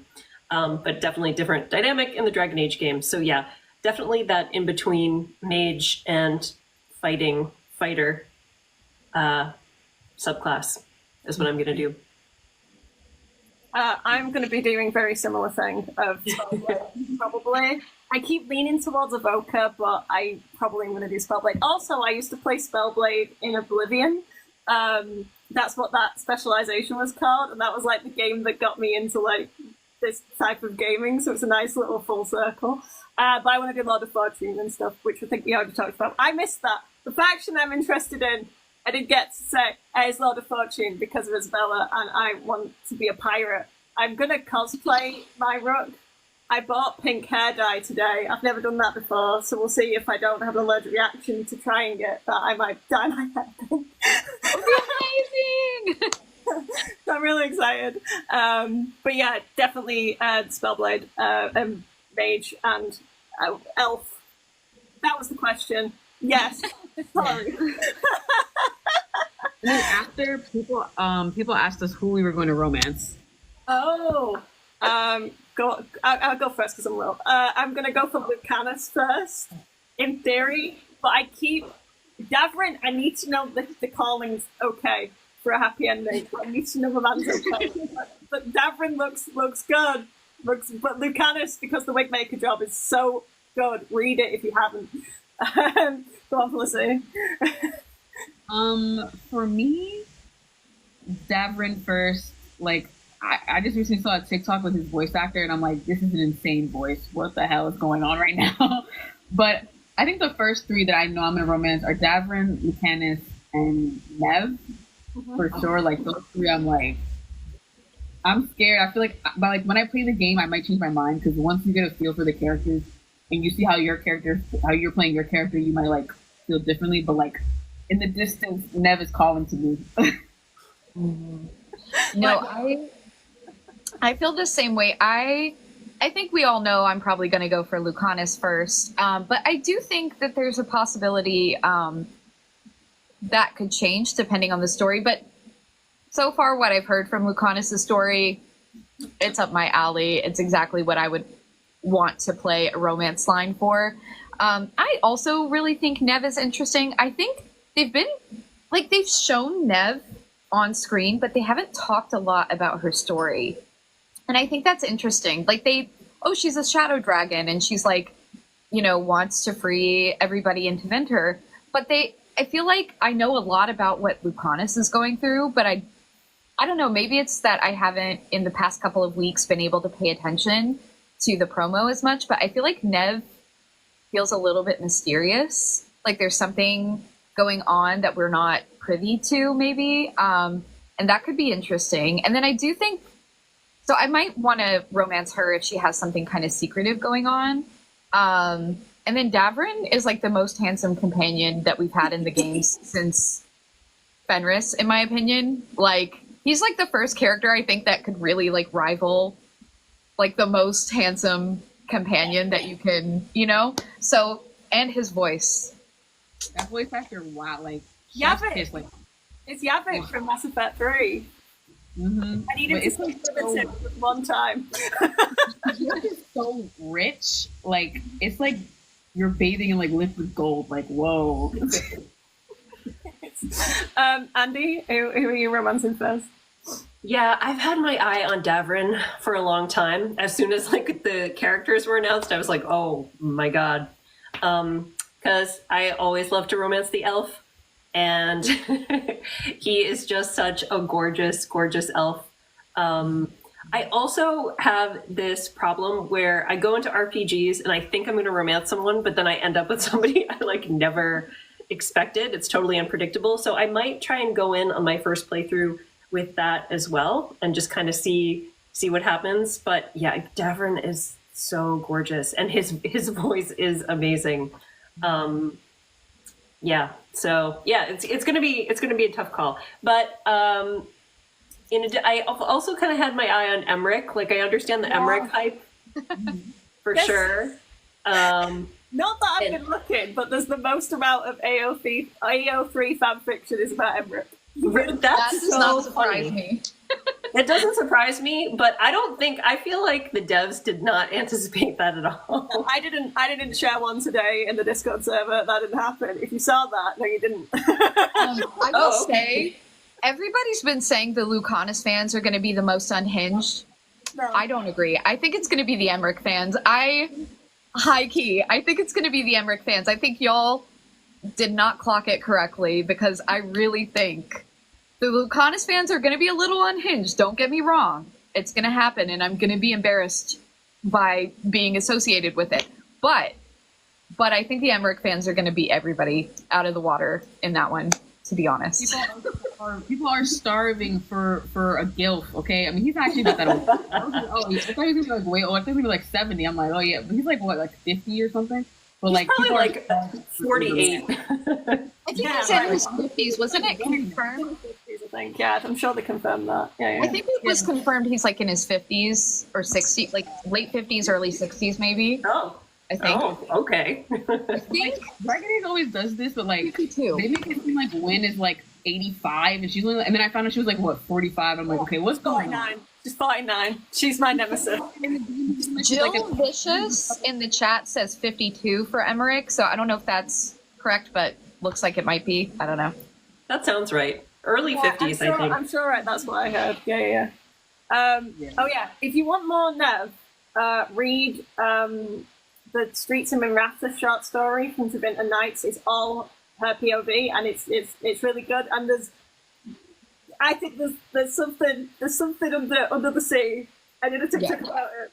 It's really interesting. Her story is really good. There's also a guy, Hot Flakes Tom, who reads them out. If you don't want to read the book, I listen while I'm supposed to be working. They're good. I recommend them. Raikou D said, what kinds of things do you think you guys are going to be retconned? I assume some things won't be consistent story-wise. I can do this all the time. You never know. I've talked a lot about the reason that I don't get super invested in Dragon Age lore is just that it gets retconned all the time. And I have a hard time with that. I'm just like, it like genuinely can bother me sometimes. So I'm just like, if I just don't invest in it, it won't bother me. Spirit lore, it happens every game. They're going to retcon something. It happens every game. They change something about spirits in every single game because my theory is that they just were never sure to start with what they wanted to do with spirits. And they based it off of like Chantry doctrine and like Catholicism at first, and now they veered away from that. So when you have like an unsteady foundation in that kind of lore, it's going to continue to be unsteady throughout the rest of the story. So I think the spirits are going to kind of be a little bit retconned. With the few number of choices, I don't know if I'd call it a retcon, but the few number of choices that will carry over, I think certain decisions or world state options might be solidified as the canon. Probably nothing too egregious, but just stuff to kind of set up certain conversations or decisions or quest lines, stuff like that. But yeah. What was I saying? They're obviously they retcon a lot of stuff. To the point I'm like, wait, wasn't this like when I was playing Inquisition? They said a bunch of stuff, and I'm like, this didn't happen in that game. What are you talking about? But I'm just like, whatever. What I hope they retcon, I don't think it'll happen this game, but I think as a result of this game, I hope in the next game somehow, some way, they make it so that like half elves are like a thing instead of just being like, oh, you're a human, even though you are clearly like have like an elf parent. I hope they like fix that somehow. I don't know how, but they should just be like, the fade is down, so now somehow, some way, you are also a half elf. Some of you will have kids that have pointy ears, some of you won't. Some of them will have like the Dragon Age 2 features of like the big eyes and stuff, which I find so interesting because like it's weird to me how Fenris and Meryl look so good in that style, but then Zevran looks absolutely insane in whatever they did. Like when he showed up, I was like, who is this monster? What have they done to my husband? Like it's very weird. Like certain people match it, but like other people don't. Like I don't know. Maybe I think they should have like mixed it, and it just didn't work. Like just give them big eyes and like that sort of like arch. Because I feel like the bridge is more like connected to their like forehead. I don't know. I don't know how it worked for them, but it didn't work for him. Andy? Yeah, I agree. There's definitely going to be some kind of retconning. What it's going to be, I'm not really sure. I thought they might retcon some Soulless. I have a feeling they're going to retcon some Soulless stuff. I don't know how true that is. I actually made a video on this and then I took it down because I was like, I don't know. I was reading Solus's romance card and the Inquisitor's description, and I was kind of extrapolating from that. So it's definitely a stretch because, it's just a little bit of text that we get. They might retcon some stuff about Solus. I just don't know what.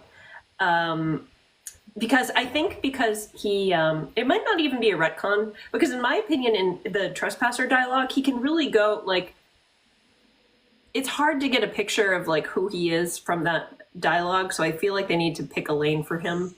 I think we're definitely going to get a more sympathetic Solus for the Veilguard, whereas in the Dreadwolf, maybe less so. Maybe he would have been more villainous, so they might not have to retcon anything to achieve that, but yeah, I think we're gonna see, I think, a solidly morally gray Solus in the Veilguard, and I'm not sure if they always knew they were gonna do that. Yeah, I mean, I was listening to, I did Trespasser yesterday, and I was listening to the music, and the music between in the Lost Elf and the Dark Elf. I mean, there's always that duality between Solus, and I think it's hinting towards him leaning more the dark way or possibly getting redeemed, and that's why I think there's always been an option that we could redeem him, because why would that be a question? Like, at the end of Trespasser, it seems odd to ask if you try, so I think there was always a way, but I think the whole point of Solus's character is that duality in his nature between being this, like, kind and caring person and then that ruthlessness that he has to do to what he thinks to help his people. I don't know. I feel really weird about the lore because I look into the lore so much, and there are some things that have definitely been retconned, but there's also some things that are the understanding that the world has. They just don't know things, so that's been changed as understanding grows, which is very true to real life. Like, we find out more about science and about how things work, and then we get more information. So they definitely do retcon things, but I have no idea. I think the foundation of what they want to do for this story, I think, is pretty solid now. I think any retcons would have probably come up in Inquisition. I don't think they're going to retcon that much, personally. I think we'll find out stuff, but I don't know if it'll be a retcon. But who knows? I'm just used to reading comics where it happens all the time that it doesn't even faze me.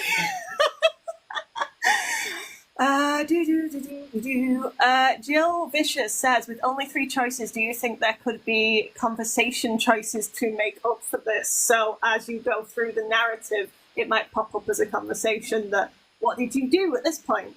I actually thought about this. I had this thought. I've wondered a few things. So the first thing is that,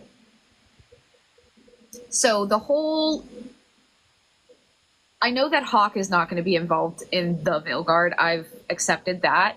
But the first line of thinking that I had regarding this was when they said that you would get to customize your Inquisitor at the beginning of the game, and Hawk wasn't mentioned. The first thought I had was, well, in Inquisition, halfway through the game, all of a sudden you're pulling up your Hawk and making sure they look right in the game, right? So just because you don't make a decision at the beginning of the game doesn't mean that there won't potentially be those options later on. However, the way that they've talked about those choices, kind of leads me to believe that that's it. That doesn't mean that there's no opportunity potentially for that sort of thing. And I had that thought. I was like, well, you know, there is a potential for them in the middle of a dialogue option to have like, you know, like a wheel or something that you can choose, like to say this, and it indicates like, I don't know if you guys are Life is Strange fans at all. I've heard it's really good. I'd like to play it. But It is anything phenomenal. Phenomenal. If you like story-based games, it's amazing. They do this in Life is Strange, where like you'll go into the story and you're not necessarily setting up anything, but in the middle of a dialogue, you'll have like this screen pop up that has a few options, and it'll say something like, this action will have consequences. So like basically that means what you choose affects your game going forward and what the narrative is. So I could see them doing something like that, where like in the middle of a dialogue, you have like options point, like pull up, and it kind of explains like, this will have this effect, this will have this effect. But they haven't indicated that possibility. So I don't know. That would just be a guess. Didn't they show something like that, like in the trailer, where like if you pick between Nev and Harding to like go somewhere, there's like a little thing that says, oh, so, like Harding remember that? I don't know. I don't remember what it was, but like there is a thing where like they remember stuff and it affects the game. It does. You're right. It does. It says something like, this will have an effect on the game. You're right. It does. That's like another game, the Wolf Among Us games, the Telltale games. They felt very Telltale gamey when I saw that pop up. But I've only seen a few. Like that. I've never actually played those. You're up. Do you want to? Have you got any other thoughts? I forgot what even question I asked. So much thrown from before. What was the question? Do we think that some of the options? Oh yeah. Outside that we decide during the game. Yes. Did you have anything to add to that, Pussy? Sorry. I don't even know. I don't know. Don't worry, I'm completely thrown to know. Andy, you got anything to add? No. I agree pretty much with everything AZ said. The only thing, like, because I would love it if they choose to go that route, but the only reason I doubt it is because when the lead director of the game is coming out to say we only did 3 things, I tend to believe him. So I don't know. We might get more. It might be a surprise, but I would go in assuming you get nothing and be happy if you get more. I think what's thrown people off, frankly, and I think it's a bit of like an unrelated coincidence, or not coincidence, but anyway, the voice actor for Morrigan saying that Morrigan doesn't show up in the game, I think has thrown everybody off to think that everything they say could be a lie. And I just am not going to go in being optimistic that that's the case, because honestly, I think the voice actor probably just had an NDA or like some kind of, they weren't allowed to disclose if they were going to be in the game. And how do you say that in a way that like doesn't get you in trouble if people are directly asking you? And I think that's just the explanation. I think these other statements they're making, we should take at face value, personally. But yeah, that makes sense. Do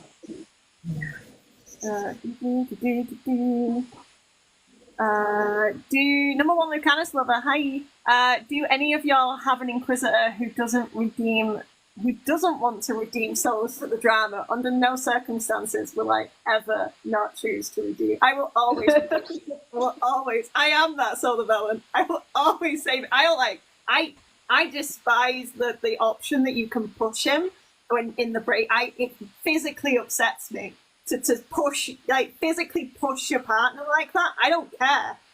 I would never do that, so I'm never ever gonna not choose to try and save him. I hate it. But other more reasonable, rational people might choose other things. Andy, you're the other solar villain here. You can go first before the others join in. Yeah, well, first of all, I am like thrilled we have the option to redeem him, because I didn't even think when I finished Trespasser, I was like, oh shit, like this does not look good. So I think it's great that we have the option, because I think morally gray Solus is a really interesting version. So I am absolutely going to redeem him first. I might, on a later playthrough, do the stop Solus just to see what that's like. And I'll kind of wait and hear about it from other people. If that's also a really interesting path, I think I might do it just to see. But it'll probably take me a while. It's going to take me months before I feel like okay with doing that. Because for right now, I'm just like, I don't know. I'm just jumping at the chance to redeem and see what that looks like. Felicity, you go next. I think if we're going by what my Inquisitor wants to do, my Inquisitor is like, dude, what the hell? I gotta stop you. Like, I don't think they're angry. I don't think they're really like angry. I think it's like, what's that about? Like, they're gonna be like, come on, stop it. Whereas I think my Rook is gonna be more, like, what is wrong with you? And like, I don't think she'll be mean, but more so like snarky, like butting heads. Because I feel like that would be a more interesting dynamic, and it would make more sense. Like, why would I just like a person who just met you just automatically believe things you say? I think I will, because I don't want, like, when they say redeem, like, I don't want to kill Solus. Like, that seems like too far for me. Like, I do want there to be a path to redemption, but like, I don't want to just like it be like a happy-go-lucky. Like, I want to be able to have a back and forth where I'm like constantly like calling him out and making him realize, like, okay, no, maybe this isn't the right way. Mm-hmm. My dog I is think dying. that happen with the like memory stuff. I think that'll be a way to like question his decision making, to make him rethink the things. So I do think it's going to be a back and forth between, and that's part of the reason that I think he's going to be stuck in Fade Jail for so long, because we need to unlock these scenes to get more context and then have that back and forth. So it is just Solus therapy. Like, that's literally like go on, Izzy, you can talk about it. Yeah, my Inquisitor was friendly. So I've always said I find Solus very amusing because he's kind of a jackass. I like Fenris is my favorite character, so I kind of like characters that are a bit of a like lovable jackass. And I feel like with Solus, my Inquisitor just like thought he was kind of like this funny, occasionally condescending guy, and like took humor out of that. But the betrayal is such like a serious thing. I think my Inquisitor would feel very conflicted because, so originally my Inquisitor was a female Lavellan who didn't romance anybody, but I think I'm going to make my Inquisitor male so that, and in the off chance that Dorian shows up, because I would love to see an interaction. I feel like my Inquisitor would not want to kill him, but would want to understand, like, why would you do this? Like, why would you do this to everyone? Like, you cannot think that it is correct. You cannot think that it's right to, like, be willing to sacrifice all living people and beings, like, including animals and everything. Depends on what he says, though. He doesn't say he's going to kill everyone. No, I'm not saying like he's intentionally doing so. I don't think he's like wanting to. I think the consequences of the Fade opening are going to result in people dying, whether that's it's not in mass murder, but it's not like a complete apocalyptic, like everyone died. We don't know the source of the death, so every single living creature dying isn't technically what's at stake. No, that's not necessarily. I don't necessarily mean it like that. I'm saying like the potentiality for that kind of like mass death. It's a potential. We don't know the results, right, of opening the Fade. I'm not saying like I'm not the kind of person to be like Solus is a genocidal maniac. I don't agree with that.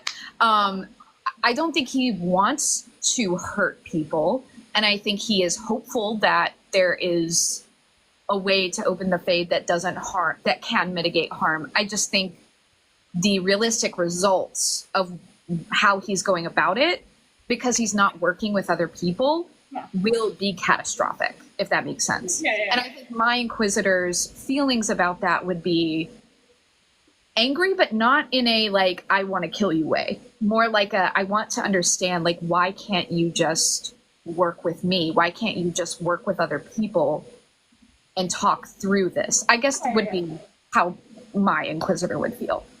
If I had romanced him, though, y'all Lavellan, Sol Lavellan people are the Maker's strongest soldiers, because if I had romanced that man, my Inquisitor would have a death wish. She would she would have a death wish. So you guys are strong. I don't get you guys are strong. Yeah. Do you guys think we'll have a choice about the veil? If so, how do you think it could go? This is the question that go on, Felicity.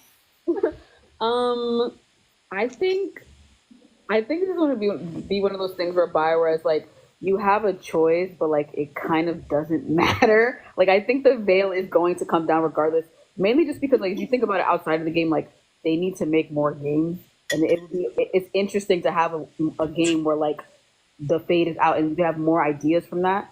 But I feel like there will be a choice like, oh no, I don't want to do it, versus yes, I want to do it. Also, there'll be probably more choices like, oh, I want to do it, but like halfway, like. But I think eventually, like, I think it'll be one of those things where like, you're choosing, but you're not really choosing because you're like, this needs to come down for like plot reasons. AZ? Yeah, I agree. I think you're going to be presented with options to try to prevent the veil from like being fully pulled away, down, however you say it. I think that ultimately what's going to happen is going to happen. Yeah. That's it. Andy? Yeah, I agree it's probably going to come down, even though we'll be led to believe there's something we can do about it. But as I've said before, I love your theory, Sarah, about the cell membrane. Like, I'm obsessed with that. I think it's so good. And I think that is going to be like the good solution, to have this cell membrane type of situation where it's like a semi-permeable state, yeah. And then Solus is going to be our little transporter protein and help us out. Like shepherding spirits through these gates, because there's the whole shepherd motif as well. I'm like obsessed with it. I really want that, and that's what's like my first thought. But I think Elganan's going to tear it down, and we're not going to have any say. To be honest, it looks like it. But I do. It's like the Mass Effect thing. The Mass Effect gave us 3 options, where Shepard decided the fate of the universe based on these 3 decisions. I think that Rook is kind of going to be more like Hart, in the situation where these things are just happening around them and they're doing what they can to protect the world in the way that they think is best. And so we might have, like, say, in certain events that happen, but the overall arc and story, just like in Dragon Age 2, we're probably not going to have that much control in. And I don't mind that, because I'd rather have a bigger impact in like my companions' lives and their choices than the overarching story, because that's what I care about more. And Solus counts as a companion in my head. So yeah, I made a joke saying that if I had to sacrifice everyone for Solus to live, I might. And then I'm sure your comments were great. No, I did it in my Discord server, not a chance in hell I put that on Twitter. That's what you get undiluted, Sarah, is on my Twitch stream where I'm just full. No, not really though. Maybe once. I can't see that being an option. Like the weeks would make it, you can have Solus, but everyone else has to die. Like the Baldur's Gate 3, like you like become balls, like. Yeah. I did guys. I did get places with that, but I don't know if I could do it with Solus. Solus is so integral to my personal like issues with processing some personal stuff that's going on, that I am not rational about this character, because sometimes you just link to your own things that are in the world, his little face. So yeah, I am not a rational individual when it comes to Solus. It is sad about Morrigan. Yeah, to touch on this for a second. Jill, I want to talk about what's your perspective on Morrigan and the fact that Kieran isn't a choice. What do you have feelings about? I have feelings about that. Andy, you were nodding. Yeah, I'm really disappointed. I think it could be really great for Morgan's arc to have Kieran exist, especially when it comes to Morgan being a kind of cycle breaker with Flemeth, because Flemeth, who's possessed by Mythal, has been like perpetuating this destructive cycle of abuse and revenge.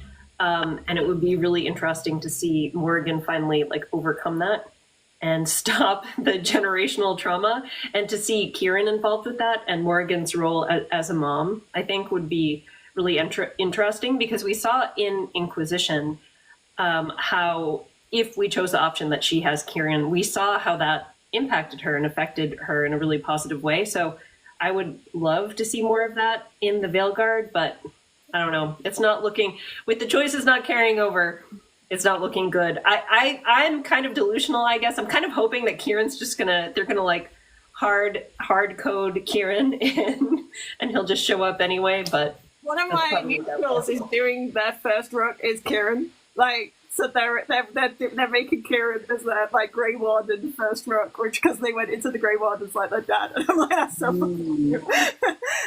Felicity, have you got anything about the Morrigan choice? I mean, I feel like everybody kind of felt like this sort of like cloud over them when we found out about like how there's just 3 choices, and then like one of the choices not even being like the drinking from the fountain, and I'm like, not even when I got to that part in the game when I was playing it, I was like, well, why would I even struggle to pick if I'm not even gonna pick in the next installment? But also, I mean, I don't know what I don't want to have a solid opinion because I don't know what they're gonna do. Like, if it could be like for a good reason that it's not, they're doing it a different way and it ends up well in the story. But if they do it and I'm like, I'm not satisfied, then I'd complain. Mm-hmm. But I feel like we don't know enough. But the only thing we see is that she has like the same thing that like Flemeth wears, which does that mean that like she is just like her, or is it like different? I don't. Like, there's not enough. Like, it's weird how like they've been telling us so much, but also like not. I don't know. No, you're right, 100%. Easy. Disappointing, but not surprising to me. Sadly, like I said, you know, and it's not that Dragon Age lore isn't fascinating. Some of it is like really, really cool. Like, my favorite part of the like deep lore of Dragon Age is actually like the Andraste lore and like what was happening with Andraste, but they're never going to address that. Like, they've even said they're never going to address what the nature of the Maker is. And to me, that was like a really fascinating part of the lore. So I'm just trying to like go into this game not expecting for necessarily consistency, but rather hoping that the story and the characters are intriguing enough to feel like Dragon Age and feel like a fun adventure. I've talked about this before, but like the way I'm looking at it is the same way that I went into Baldur's Gate 3 as somebody who played the first 2 Baldur's Gates like 20 years ago. I started playing them when I was in middle school, waited 20 years for a new one to come out, and it really, except for a few superficial, like, you know, you can be the Dark Urge and have a connection to Ball. Other than that, there's not like a ton that feels like a continuation of that story. You have a few characters, but, you know, whatever your choices were in the previous game don't really affect how those characters present. So I'm kind of trying to go into this game with a similar mindset that I went into Baldur's Gate 3 with. And I still loved Baldur's Gate 3, even though characters like Viconia were a disappointment to my previous playthroughs, if that makes sense. Yeah, that makes sense. Yeah, I think for me, it's like, I know that like, I'm not expecting to like see Kieran, but I thought that like, it would make a difference to like the reasoning behind Morrigan doing certain things, and it still could do in like your headcanons and all that stuff, which is great. But it's like the same with like Morrigan and Varric are characters that we know are in this game, and I feel like choices that would have deeply affected them, it seems weird that they won't even vaguely mention, like Hawk, losing Hawk, and then Kieran existing. So I'm a little bit worried, like you say, that those stories might not be as fulfilling, but hopefully the overall story will be good, and it might just be a little bit disappointing. With the there was a different ending that they were going to do to make Solus more of a villain, and they changed it. And so I think the Well is just never going to have a satisfying ending, and that was back after Inquisition. So we'll see. Am I wrong? They might give a reason. I think it's just always going to be a bit crap, but we'll see. Where did you find out about the Well situation? I'm just really curious. Big Mama, are you still here? You shared that article in the Discord server. Can you repost it? If you're not here and I'm talking to myself, I will tag my friend who's in the server to get them to repost it. I might even be able to search in the server for it. It's somewhere. But yeah, right, but it was cut quite early. I don't know. But then they reshot a bunch of scenes, and that's why the Well doesn't make any freaking sense from Solus's point of view, because they changed their mind and scrapped this plan, went to reshoot some stuff, and literally forgot to screen some of them. So I say that Solus fully disassociates and is at the Well and thinks he said anything, because it just doesn't make sense. So ever since they did that and scrambled to fix it, it feels like it's just always going to be a bit shit. I couldn't say that nicer, but never mind. Sorry, scrolling. I'm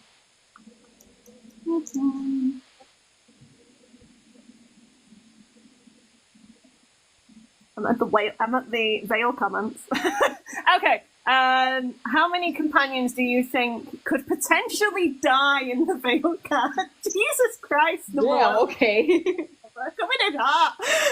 Go on, Felicity. Do you want to go first? Well, depending on what I think the calling is going to be cured, but is it going to depend on the choices we make? I don't know. Like, because obviously Davin will be affected by the 2 blighted dragons, I'm assuming, which is probably going to be insane to him. I don't know who, because I feel like I don't know who would die. I'm like, it has to be something that would hurt our feelings. But obviously, once we get attached to these characters, but like, who, I think, damn, I'm thinking, like, imagine if like Emmerich died, like, I would be like, whoa, that's kind of, I would hate that. I'm like, wow, the only older person like just dies. That's like, come on. I would be shocked if like Lucanus died. I don't think that's gonna happen. I think people would throw a riot. I'm thinking of all the companions. If Harding died, I would literally be like, what the fuck? I'd be like, that would actually probably devastate me. I'm gonna put that out there just because I feel that. Yeah, that would be the most devastating. Because there's like a thing where you see her, I guess, after the whole scaffolding thing with Solus, and like she's like really beat up, like very badly. And I'm like, if something happens to her, I'm terrified. Or like, and also she's affected by magic now which that isn't a thing for dwarves. So like maybe that will be like affecting her differently, and maybe like even though it gives her powers, it also makes her sick somehow. I don't know. I'm making this up right now, but maybe her. I'd put her on the chopping block. Go on, AZ. Do you want to go next? That was my first thought as well. If a companion, I still think that the big like sad death is going to be Varric personally. But if a companion is going to die, I agree it's Harding, because it just, I don't know, it just feels right. But that's kind of sad because that's the only dwarf companion that you can romance. So like, how are you going to do that to us? But I could see it being Harding because she has a connection to a previous game. So people who played Inquisition are going to feel very attached to her. And then on top of that, I think she's your first like companion that you're traveling around with other than Nev. And I think that the fact that she can get magic, there's going to be something to that is very dramatic. And I think for a dwarf is going to be potentially going to have some kind of physical impact on her that could be harmful to her, like bodily health, if not mental health as well, you know. So I think my bet would be on Harding as well. But I don't know that they're actually going to kill her off. I think it's going to be Varric if we're going to have like a major death, because they've also made statements about companions leaving if they don't agree with you, but coming back for the end battle to fight with you. So I feel like that implies that you may lose companions, but not to death necessarily, just to disagreement. So, yeah. That makes sense. Andy? Yeah, I hadn't thought about Harding before, but that makes a lot of sense. I definitely agree, Varric. I don't think Varric's going to make it out of this game alive. I don't think Solus is going to make it out. I don't think Varric and Solus are going to make it. I think best case for Solus, he does get he has a metamorphosis moment or a transformation moment, but I don't think he's going to remain the same. I was thinking about Shadowheart's parents in Baldur's Gate 3, and it's actually not a great analogy, but they get, if you choose to sacrifice them, they get transformed into moon motes. That's wisps. It's like wisps in Dragon Age. Yeah, exactly. So I don't know if they'll do something like that. There might be something that's a little more than a wisp, but I'm anticipating total transformation as like the best possible outcome. So yeah, Varric and Solus, I'm just mentally preparing to be very, very upset. And as far as companions go, I don't know why I think Lucanus. I'm very sorry to all the Lucanus fans, but I just have like a weird, because his name is like De La Morte, and I don't know, and he faked his death probably once. I think Emmerich is our skeleton. I've been talking about a Lucanus. I thought Lucanus might be the skeleton. It's probably Emmerich because he's probably undead. But I don't know why. I just have a weird feeling about Lucanus. But I also have that feeling with Lucanus, that could be a potential outcome because he's Felicity. I think you know this already. Yeah. He's like, he has a thing with him. The fight. His friend. His friend. Do you know about his I know friend? Okay. Didn't want to spoil it if you didn't know. Because he's like possessed kind of, that hasn't traditionally gone very well in the Dragon Age universe. So, hello, Anders. Fine.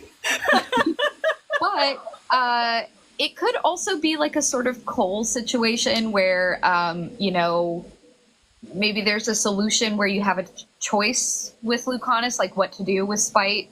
I don't know. But the fact that it's also called Spite, does not bode well for Lucanus either. So I don't know. I think that there's definitely going to be some sort of symbolism attached to Lucanus's story and the way that Spite is attached to him. I think that, I don't know, I was pretty triggered actually when I watched some of the scenes of them interacting. It was very abusive towards Lucanus, frankly, and pretty scary to watch the way that Spite talks to Lucanus. So I think that there's definitely something going on there, like an allegory for mental health, hopefully done better than Anders. But yeah, I could see it being a tragic ending for him too. I hope. Yeah, I don't know what they're going to do. I think it's interesting that it seems that when Zara was experimenting on spirits to create powerful demons, and it seems like she was torturing them. So I think it's going to be well sad. That's going to be a sad romance. But for deaths, I'm gonna not a companion. Okay, so at the very end of the achievements, this isn't really a spoiler. This is a picture, but the picture shows about everyone walking in the sunset. But there's only six hands. I don't know if that's just because they could have fit more hands to make it look like a flower. But why not? There should be 8 because there's 7 companions and Rook. So where are the other hands? Solus, stop taking people's hands. But the only other person that I could see dying is Morrigan, because when you do the Witch Hunt DLC and she's going through that goddamn Alluvian, the way she talks to your warden, it's like, it got me. It got me so hard, and it felt like a goodbye.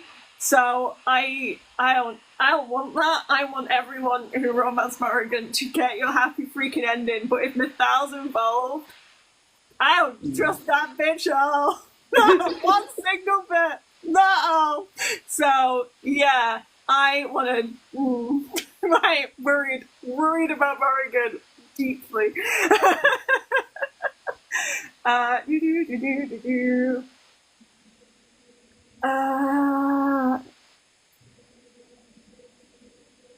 Someone said, I bet a Mass Effect 2 situation will happen. Mass Effect 2, if you've never played it, you literally could have like basically every one of your companions die. It's insane. Like you can have, if you pick the wrong person for a specific mission, like they'll die. Half of them will be gone. More than it's insane. Have you seen the mod that makes it even more random that even more people might? I would never play that mod. Why would you play that mod? Especially if it meant that like Mordin or Legion died and you didn't get them in 3. Imagine! Oh no. Sorry, I clicked a button. Right, I want Harding.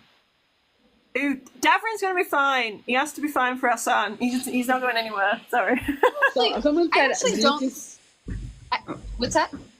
Someone said, they asked, do you think there will be a companion betrayal? Yeah. I just got there. Sorry. Go on, Leslie. I said, do you think there will be a companion betrayal? I feel like everybody thinks it's gonna be some mage because they keep saying like, oh, we always have a mage betrayal, but I don't believe that. Like Morgan didn't betray us. She was pretty honest about what she was doing. Yeah. If there's a betrayal, I actually think it would be, for a while I thought it would be Lucanus, just because, but not like a betrayal in the sense of, like he's actually like turned bad or something. But I feel like he's like stuck between a rock and a hard place. But like, I think it's his family. Isn't it his grandmother who's like the leader or something? Yeah. Right? Yeah. We have to like basically like Cinderella. We have to like save him or something. Like we're the Prince Charming. We save him from whatever the machinations of his evil ass grandma and stuff like that. But he has to betray him before that. And we're like, oh no, he left us. We're gonna go find him and bring him back. So like it'll be more like that instead of like an actual. I just don't think I don't think that will happen. But if it does, I think it'll be cool as like a personal story. But I don't think we'll be betrayed by anyone. Actually, I think we have enough going on. We don't need any betrayal. If you think about it, Zephyrin it's been a while since I played Origins. He betrays you. He can betray you, and Isabella. Nobody ever talks about the rogues betraying you, by the way, because they do too.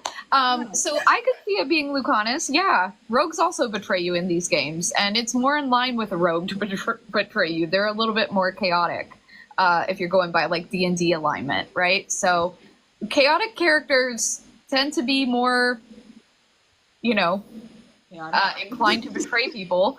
I could see it being Lucanus. I don't know if you'll have one character who has to betray you. I could see, because they've talked about characters being able to leave you if you don't align with them, I could see there being multiple options. So rather than like one character is definitely going to betray you, maybe depending on the choices you make, different characters might betray you. So there might be, I think the factions potentially, I don't know, but potentially could have like certain conflicts with each other. So like maybe like, I don't know, the the Veil Jumpers versus the Shadow Dragons. They don't align for whatever reason. Like maybe that could lead to some sort of betrayal, but I don't know if it'll be like one solid character. Yeah. I don't know. Andy? Yeah, I think in every game there's sort of multiple betrayals, but at like different levels. Maybe I'm blanking on Origins, and I agree Morrigan doesn't betray us.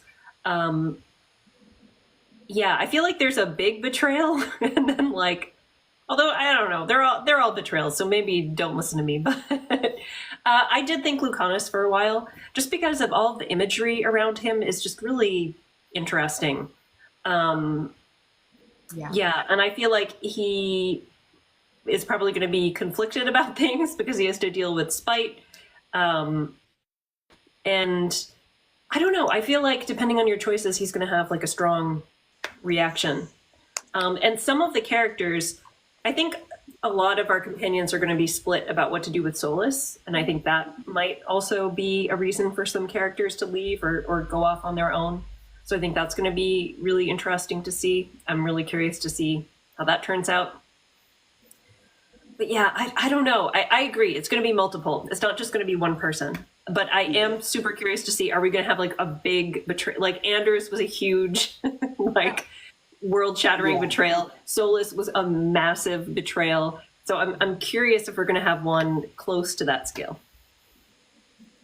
I was thinking about the Lucanus imagery thing. Sorry, and I know we AZ talks about Pride Demon stuff, but I think I mentioned this on stream. I don't know if I did a TikTok about it. I talk a lot, but the eyes on Lucanus's armor, there's eyes that are in the murals in Solus's stuff, which I thought was referencing the blight, but it might just be referencing spirits because Lucanus's association with spirits as a whole rather than one particular one. I think there's a lot of purple. Yes, but it might also be like that, which I just remembered that imagery about the spirit thing because I think that Lucanus is a possible allegory about the situation with the veil and spirits. Like, do we save the person? Do we save the spirit? How is there a way to make this situation work together to then make the veil situation work so we can help the spirits on the other side and the people here? So if we can fix it there, maybe we can extrapolate it further. That wasn't the question, but I just thought of that. I wanted to speak the words. Betrayal-wise, though, I don't think there's going to be a companion betrayal. Like Felicity said, there's just so much going on. I don't think they're going to do it. I think, AZ 100%. People are going to leave and they might come back because the stakes are just so high. It seems weird. I think that there's a potential betrayal with Solus and with Morrigan. Morrigan scares the crap out of me. I don't think she'd want to. I just don't know how much Morrigan we have, and that worries me. It really worries me.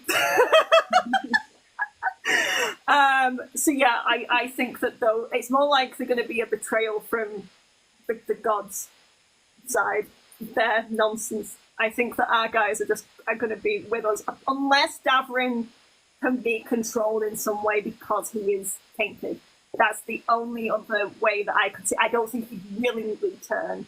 That's the only other way that I could see it. Or if it's Phallus or Summit. Grey Ward, the Corypheus, we had the whole he could control wardens thing. Why? Will we ever really know? That there is a question of whether or not Red Lyrium is going to play a prominent part in the story at all. I haven't seen it much, but there is that one, like, I don't think it's like a newer shot. It's like an early release, like, test shot of like that ruin covered in like red lyrium. Do you guys know what it's like really creepy image? I wonder how much because if red lyrium is involved, Davrin is definitely in trouble in that regard. Yeah, but I don't know. Yeah, go ahead, Andy. Sorry to interrupt. I just had a thought. So isn't there red lyrium involved with Zara's ritual with Lucanus? We don't know yet. Okay. The Wigmaker job. Okay, the Wigmaker job has Lucanus going after a Venatori that is a separate one that he kills. He uses a bunch of spirits to do it. Guy's got and like he's fine with them. Everything's gonna be fine. So yeah, and kills him. And I think he was experimenting with red lyrium and things. So red lyrium is definitely around. I think Gil's been imbuing Darkspawn with red lyrium, and that's why they have like the red glowy eyes. So red lyrium's definitely being a thing. And then in the most recent trailer, there's a big red thing. And red lyrium is blighted lyrium. It all goes back to blight magic and the blight. So not good. Not good. I'm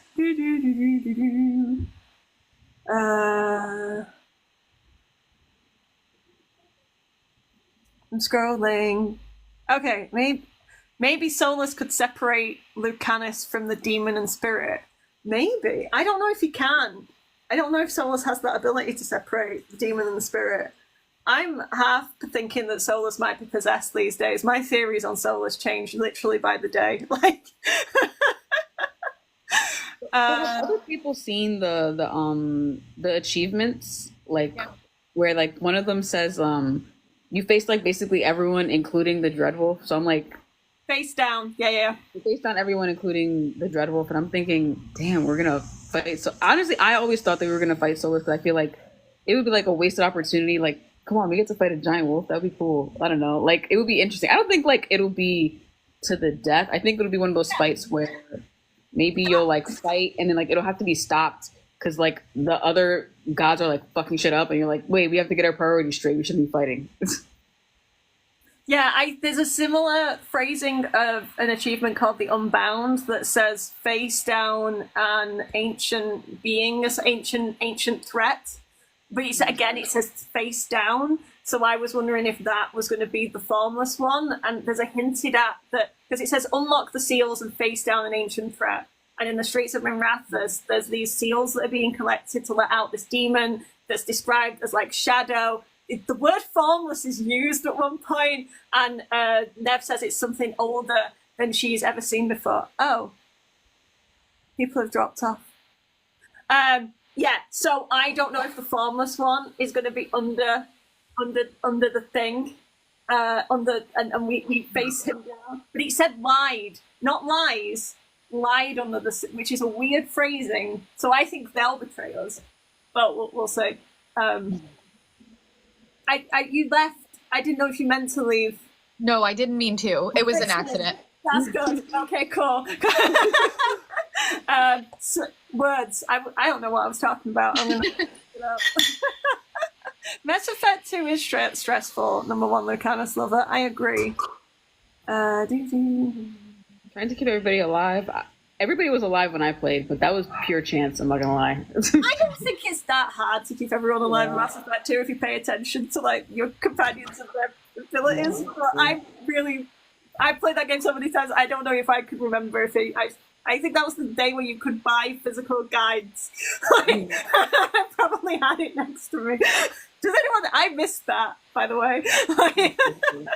Copies and stuff. If I could buy a physical walkthrough for this game, I would have done.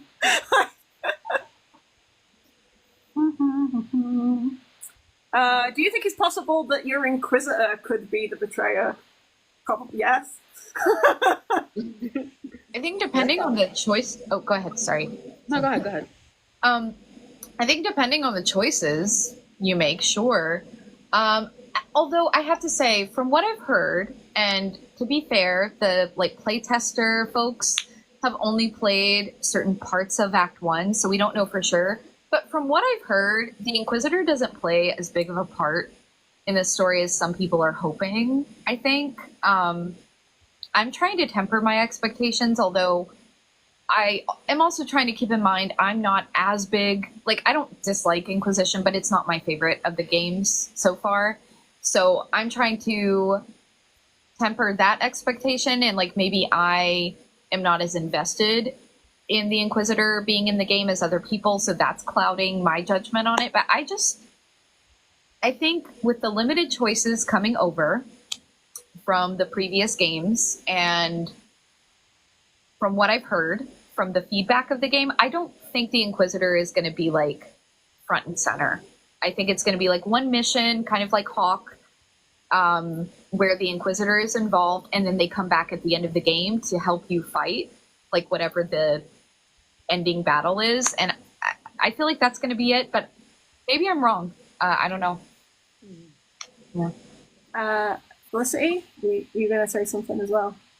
I forgot, but I guess I'll expand off of what AD said. About like, I feel like people do think that the Inquisitor will play like, obviously the Inquisitor will play a large role, but I feel like it'll be the same with like they show up like once to say like hello, and then they show up like to like talk about like Solus or whatever, and then they show up at the end to like fight in a final battle with you. And like I feel like it'll be like with Hawk basically. Like I don't think it'll be anything more than that, just because if they're already taking away so many choices that we made in previous games, I feel like they're really trying to like shave down a bunch of stuff.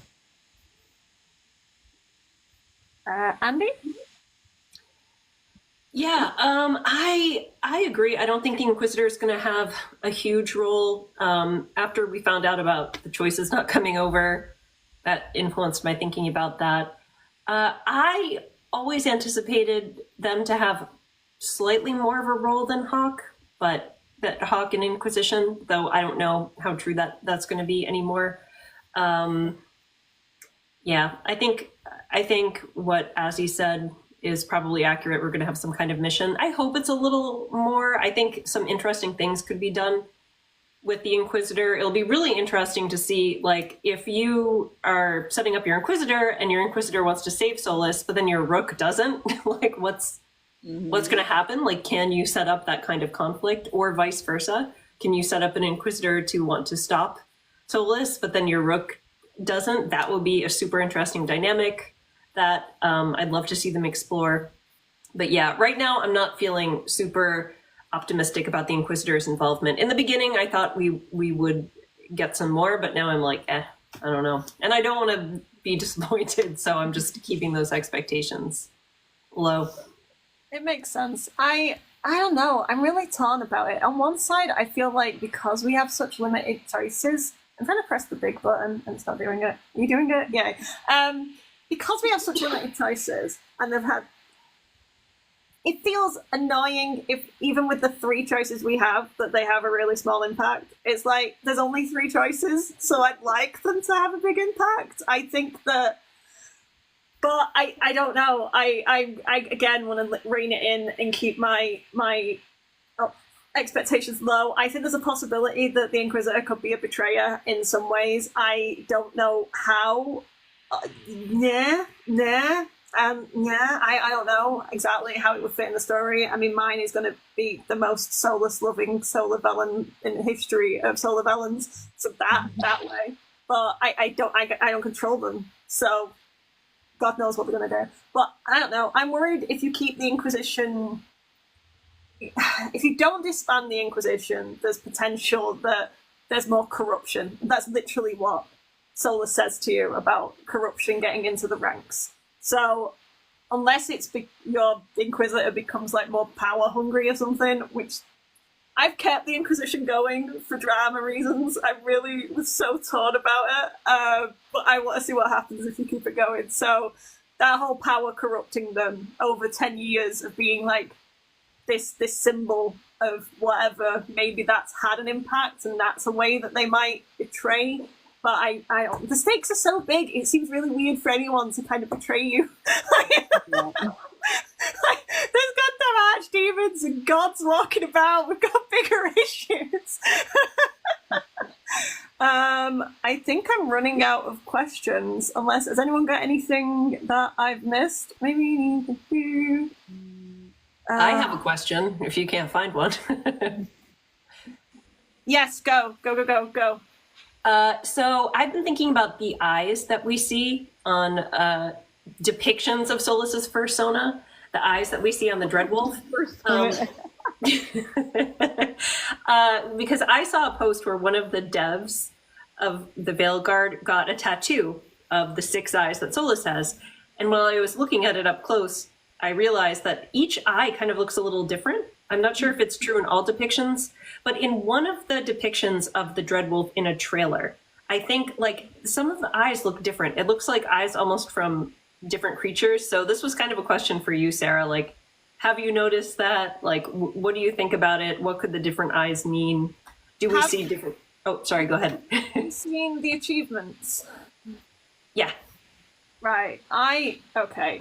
Eyes, and this is a retcon. You know we're talking about retcons? Pride Demons in Origins. Go and look. Had 7 glowing eyes, not 6. They had 7 because I've looked many times, and now they just say they had 6. They didn't. It's not true. They had 7. I'll post it later. But is the blue Dreadwolf? Is it the one with the blue eyes? I think so. Yeah. So if you look at the achievement list, there's one that's called A Memory of Manifestation. And there's that weird thing that looks like a neuron. Oh, yeah, Definitely looks like a spirit, right? That has the same eyes as that Dreadwolf does. That they are, and again, they're not quite, they look very, so I think it's linking to that spirit. Now, this is why I'm torn between Solus being potentially possessed rather than that being his original form, because that memory is like a violin So I think it's like the third or fourth memory. So unless we're going in a weird order of him, we see his manifestation if he was a spirit becoming a person, like in a weird order, or in order to fight the Evernuris, he makes some kind of bargain with a spirit, and that gives him this Dreadwolf form. I don't know, but I think it's linked to the fact he was some kind of wisdom spirit. If you look at the wisdom spirits in Dragon Age Absolution, the eyes on those aren't quite right. But again, I'm pretty sure the 7 on those. Freaking nice. I think the 7 probably originally was like 7 deadly sins. Like I said, like, and I think nobody's like unaware of this, but I think originally they were trying to go like, let's criticize the Catholic Church sort of route, and they pivoted on that. So I think originally it was like, let's do 7 eyes for the 7 deadly sins, and now it's more like they probably have a different reason for having only 6. I'm not sure what it is, but yeah. The artist for the Pride Demons changed between games, and no one noticed. Nobody was keeping track of the eye count, so it just changed. I just forgot one. Exactly. Sorry, has anyone else got any thoughts on that? I will sit and talk about it. Man, I'm so annoyed that they like. I'm so annoyed that like they're just like not doing anything with like the Maker. Like even now I'm just like, there's so much there. Like sometimes they do this thing where like they just like rob themselves of making something that has tons of content, and it's so weird to me. Like you have so much material. Why are you robbing yourself? Like the thing with half elves, you could make such incredibly in-depth stories about people who are like half elves, but I guess like they just didn't want to, or like they didn't want to get into the nitty-gritty of it. Even though I'm like, this is not a gold mine for like more content. Like, but the thing with the Maker and Andraste, in my mind, I think Andraste was an elven mage, just because I feel like that would be extremely dramatic, and that would make people go, "Oh shit." But like, I don't know anything beyond that. But it just seems like disappointing. Like, okay, now we're really not going to get like anything of that. And it also is disappointing that like, oh, by the way, we have the elven gods, and they're all but like the ones we get, they're evil. By the way, I'm like, what? That seems kind of messed up. That the indigenous people have the evil gods. Like, what the hell? I don't know. I think it should. Maybe if they retcon that, then I'll be more forgiving in like the next game. I'll find it funny if it turns out the actual indigenous people of Thedas is actually the dwarves. Because I think they probably were. I think that the elves were originally spirits, and then they came to the earth, and they're the ones who then pushed the dwarves below earth. And it was actually like and their gods are kind of the titans. So I'm really interested to see if we actually find that out properly, because I don't even think that they would be like, I know they're based on the lore and stuff like that is really problematic, but from like a Thedas point of view, yeah. But the half elf thing bugs me, because even if there is a lore reason for half elves, there is no reason to not have more half dwarves or like half Tamari or something. Like that lack of representation is just shit and isn't explained well enough and should be there, and it's a massive oversight and they haven't addressed it ever, and it's bad. I also think thematically, just going to the the dwarfs being native to Thedas, I think what's thematically interesting is that a lot of dwarves are afraid of the surface, and I think that fear would be sensibly rooted in being like basically colonized and forced below the surface. I think thematically that makes a lot of sense, and there's just like this passed down maybe lore of like, oh, the sky's gonna fall.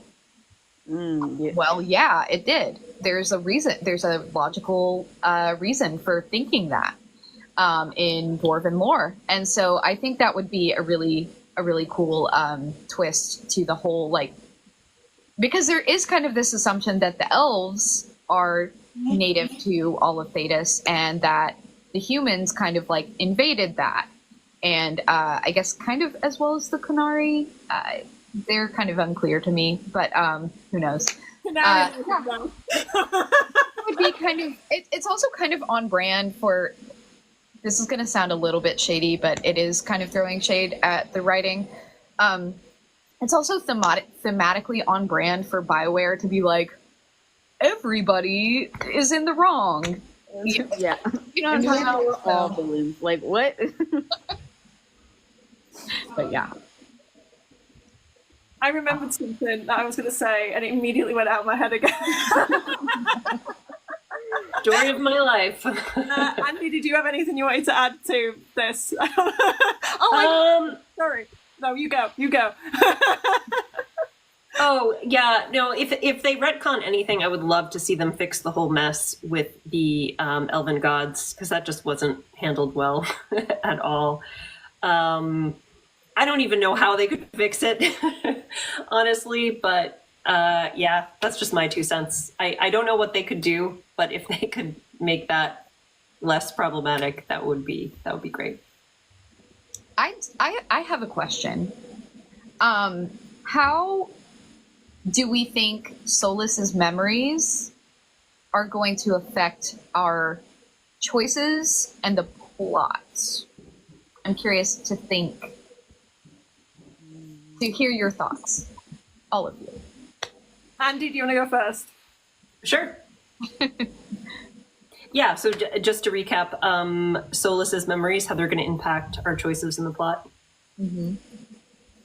Yeah, I initially thought, so I'm torn, because initially I thought they'd be pretty important.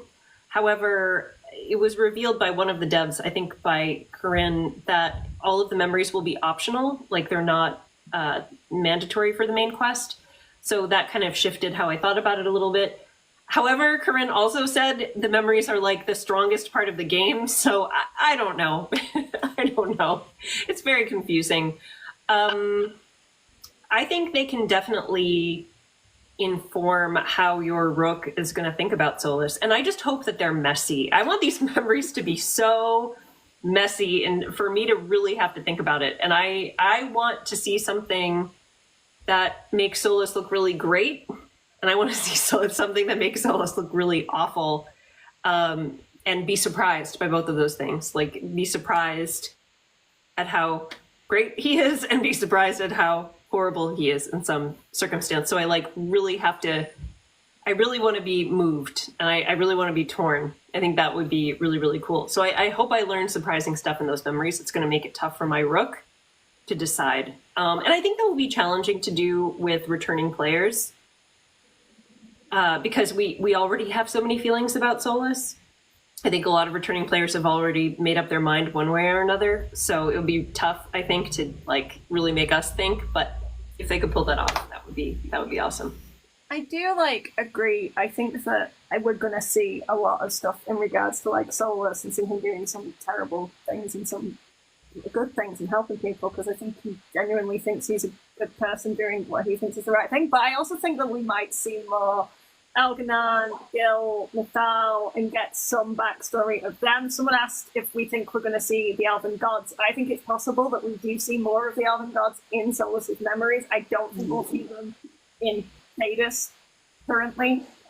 So I think getting that perspective of the world, that what Solas had at stake, I think is you kind of need to see why he did what he did. What was at stake in Ancient Alathan? We know that what he says, but watching a 10-minute explanation of him talking at me, wonderful, I'd do that all day. But he's not really going to grab you to make a choice for a lot of people. So I think seeing what was actually at stake when he was making these decisions, and how that mirrors Rook, would be a good way of then informing the choice. And if they are optional, it's like the Samson quest in Inquisition was optional, but doing that quest gave us another option of what we did with Samson at the end. So I think that even though those quests might be optional, I think it'll be a similar thing where if we do go through that route, we might get a different option of how we deal with Solas or Elganan or Gil. We get more information that we can use, if that makes sense. Felicity's gone. Did Felicity mean to go? It's very easy. It is very easy to accidentally leave the live. If you turn off your camera or your mic, it sometimes will just make you leave. So yeah, here she comes. Yeah, I invited It's- back. it's super easy to accidentally leave. I found that out earlier. So I probably do I have don't know to what go in, happened. oh, sorry. Sorry. I have I no probably- idea what, like, I just, Go ahead. I go like ahead. clicked on it and I disappeared. Sorry. Go ahead. Keep speaking. Sorry. No, it's okay. I probably have to leave in like 15-ish minutes or so. But yeah, I can. Somebody was saying something about the mages and the Templar conflict and whether we think that's going to be answered or resolved. No. No, I don't think so. I think they decided that was too hard to resolve, if I'm going to be honest. Just It gets resolved if the veil gets torn down, because spirits won't need to possess mages anymore. there you go. Like, There you go. Indirectly resolved. I did have something about Andraste I was going to say before, and I forgot, and this for some reason reminded me, and I don't know why. There's a shot in the new trailer of Andraste, like, reaching up. It's a statue of Andraste, and reaching up towards, like, the moon. And it made me think about the whole, if they're going to address any of the Maker stuff, and I think, I'm fucking praying that they tell us if Nathal was Andraste at one point, or there was a vessel, because I think that using that image of Andraste in a trailer, I might be grasping at straws, but I think, well, does that mean something? I want it to mean something. Because they didn't involve Nathal in that trailer, or Morrigan in that new trailer that came out. That's the only thing we got, was that image of Andraste reaching out towards Elganon. And it's Nathal that calmed Elganon in the first place when he put the sun into the abyss. It was Nathal who got him to release it again and bring life back. So I think Nathal, Morrigan, whatever's going on there, could be very interesting. There's so many little threads. Sorry, we were talking about something else. This is how my brain works. ADHD people.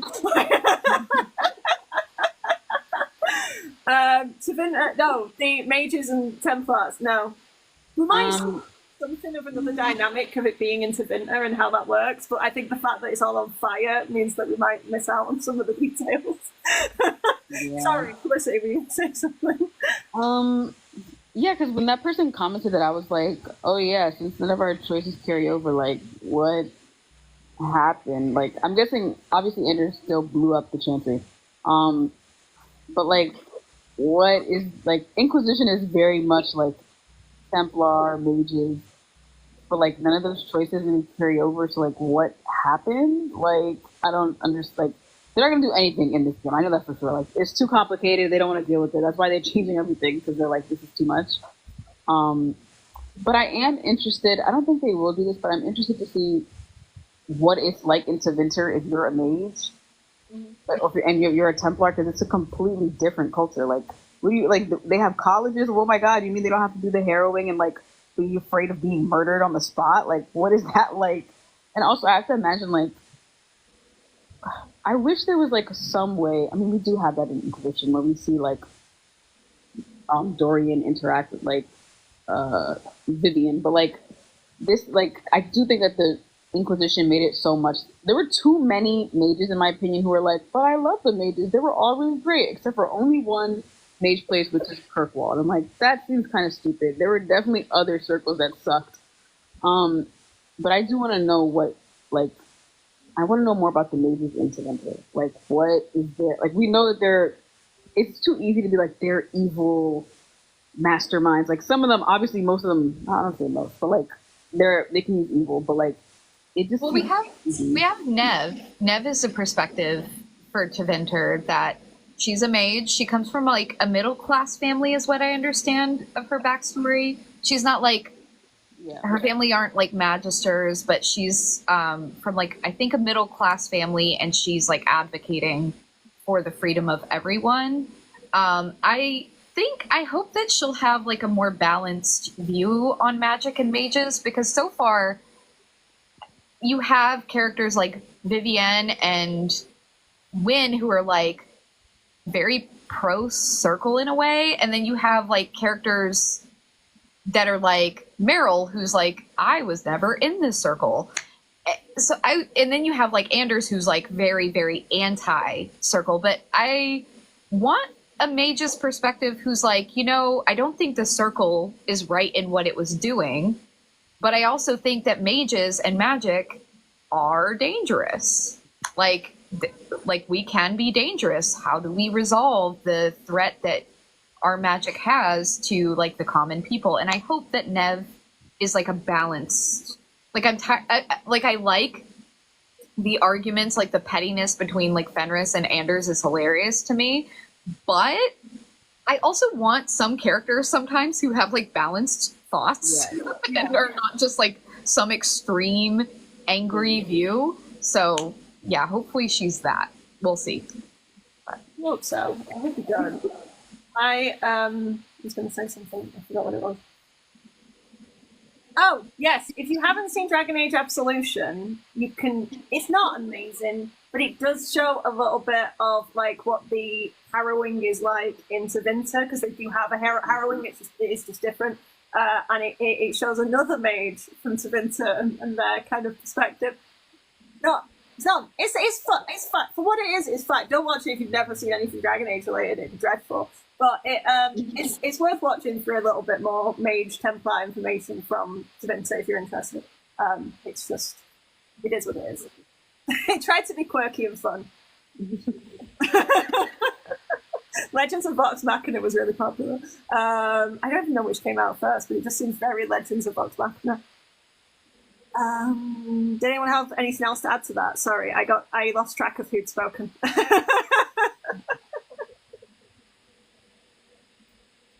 I do wonder, just to add on to the discussion of Absolution, if that whole weird cliffhanger with Meredith is going to mean anything, or if they just did that for shock value. Like, retrospectively, now that, like, more about this game is coming out, I'm like, why did they do that? Other than to be like, haha, nothing Hawk did ever mattered. Like, that's what it feels like retrospectively to me. I'm like, do y'all just, like, hate Dragon Age 2? Like, what is with it? Like, killing off Hawk or sending them to the Wardens with no, like, resolution, and all of the bad guys that they tried to kill are back? Like, what are we doing? Anyway, sorry. Orsino stays dead. That's the only one. That's so mean. Honestly, no idea. I personally don't think so. There is a trailer that shows Meredith and Corypheus and then the Dreadwolf in the middle. So some people thought that she might come back because of that. I personally don't. I think that it was supposed to be Meredith and Corypheus, and then the Dreadwolf is this much larger threat. Because it's the things we fought to get to this point are just so small in comparison, if that makes sense, because of what's coming. But yeah, I honest to God do not think they'll touch that with a barge pole. I don't know if we can. I don't know if they've got, like, if Netflix decides they want another season, they're going to have to leave some threads open. So I don't think we're going to do it. Have you seen Absolution? Full City and Andy? Me? Sorry. Yeah. Sorry, I'm distracted because I have a cat that I didn't know was in here, and they're so loud right now. They're grooming. I don't know. Let's see.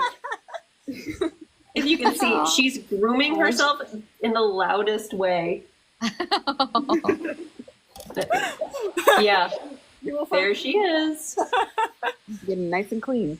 Yeah, she's so noisy. Anyway, that's why I was distracted, because I'm like, I hope nobody else can hear that. I couldn't hear it. Okay, good. Have you seen Absolution? I can't remember if we talked about it, and I was like, nah, it's not needed. Yeah. Yeah, I haven't seen it. Excuse me, Netflix just like recommended it to me, and I was like, what is this? And all my reactions to seeing clips, I'm always like, why does this exist? So some things in it that are like, okay, it's not like bad. It's just, I don't think it's like essential viewing before Veilguard. When I was putting my list together of things for people to watch, or read, it's fun. If you've got free time, give it a watch. If you like Dragon Age, it's more Dragon Age. There's dragon in it. It's shocking. But yeah, it's not. I don't think it's essential viewing for Veilguard. So I mean, it gives a little insight of Tevinter, but Tevinter looks so different from what we've seen in the game compared to that. So I have no idea what's going on. I think the biggest thing that it probably isn't going to have any relevance is the Meredith thing. That's it. Is that weird circle thing that could bring people back? I'm like, is that ever gonna? I don't think I don't think it will. It's hard to say. Like, it just kind of feels like, why was that released? Like, not to be like rude about it, but like, what is the relevance here? I thought it was going to be like the Templar that was the female in from Tevinter might have been like one of the companions, because she kind of goes off on her own at the end. Spoilers, sorry for absolutely, and it's not a big spoiler than that. But I was like, she'd be really cool as a companion because of that perspective that we haven't seen before. Like, rather than having a maid from Tevinter, having a Templar as a companion would have been really cool. Nothing, doesn't matter. Don't worry about it. It would be very cool. Yeah, to have like a Templar as a companion. Yeah. No. Cool. I think if anyone's got any questions, I think we've caught up. But you said you might have to leave soon. About Amy? 5 minutes, yeah. Segueing. Yeah, a lot of things could have been backstory, because it's like a series of comics that felt like the ones in Tevinter with Blue Wraith and all that felt like it could be introducing companions as well. And no, just Wigmaker Job and Streets of Minrathous.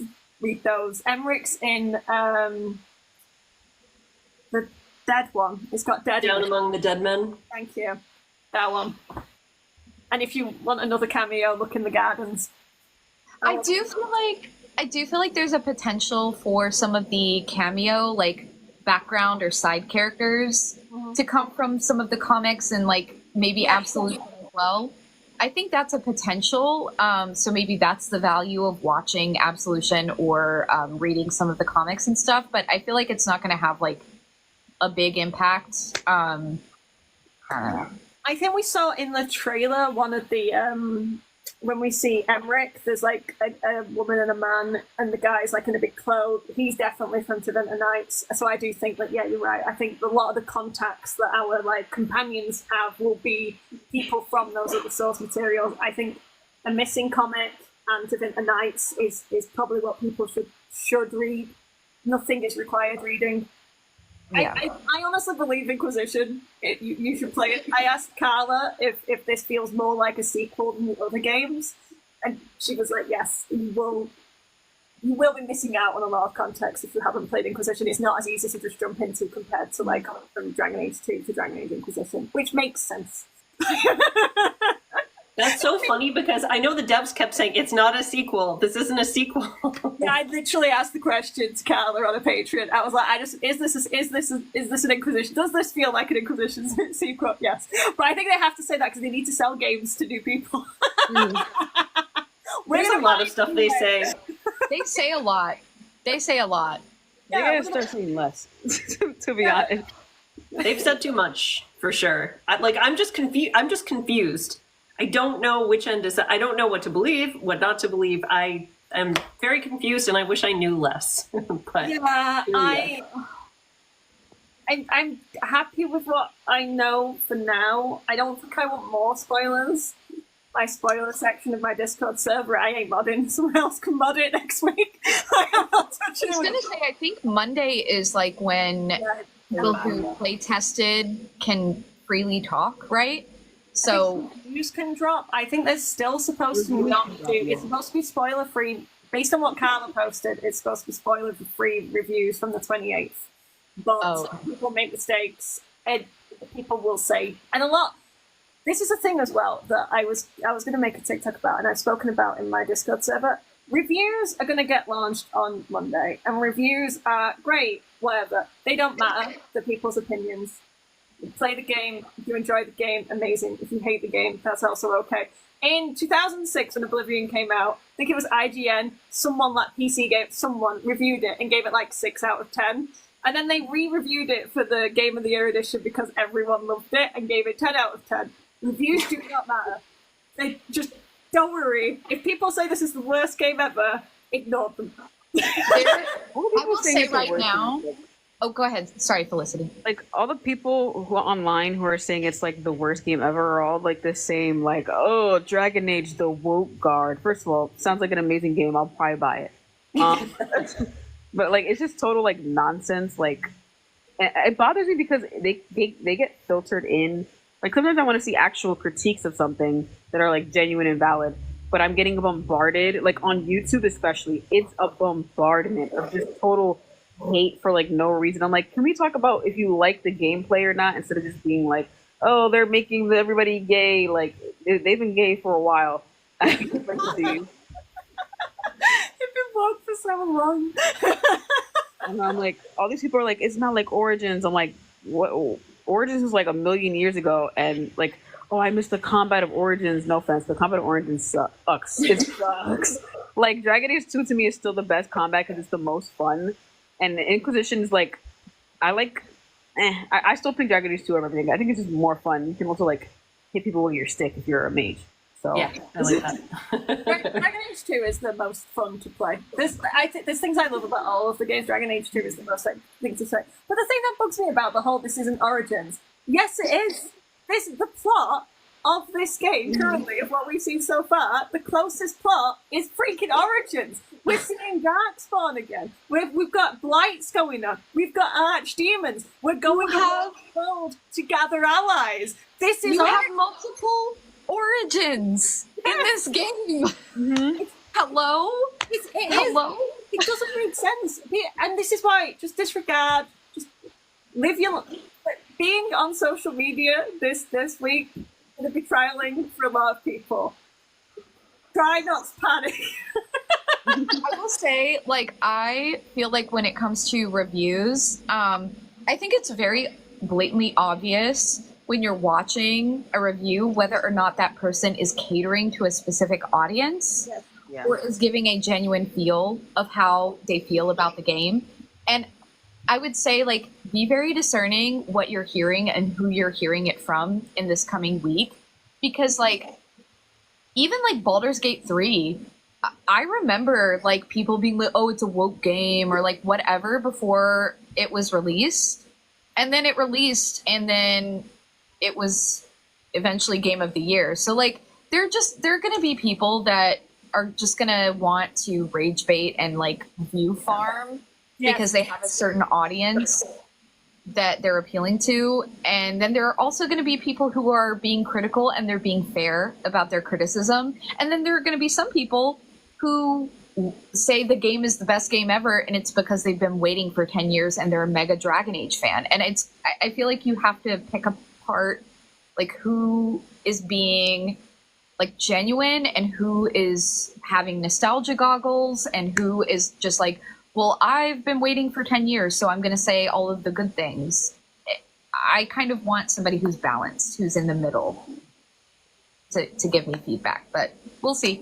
The thing is, I'm going to play the game no matter what anyone says, so I don't know why reviews matter.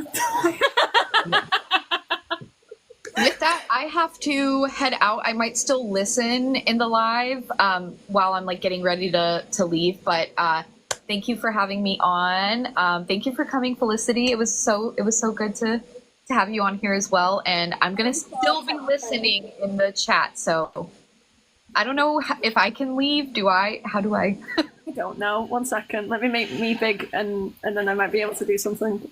Okay. If not, I can, like, leave the live and come back, I think. So yeah, I can disconnect you. Okay. See you later. Bye. Bye. Bye.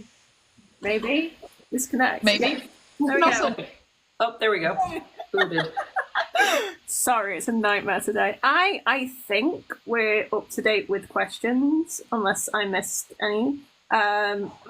We did have some random questions that we can go through that were just ones that I wrote down.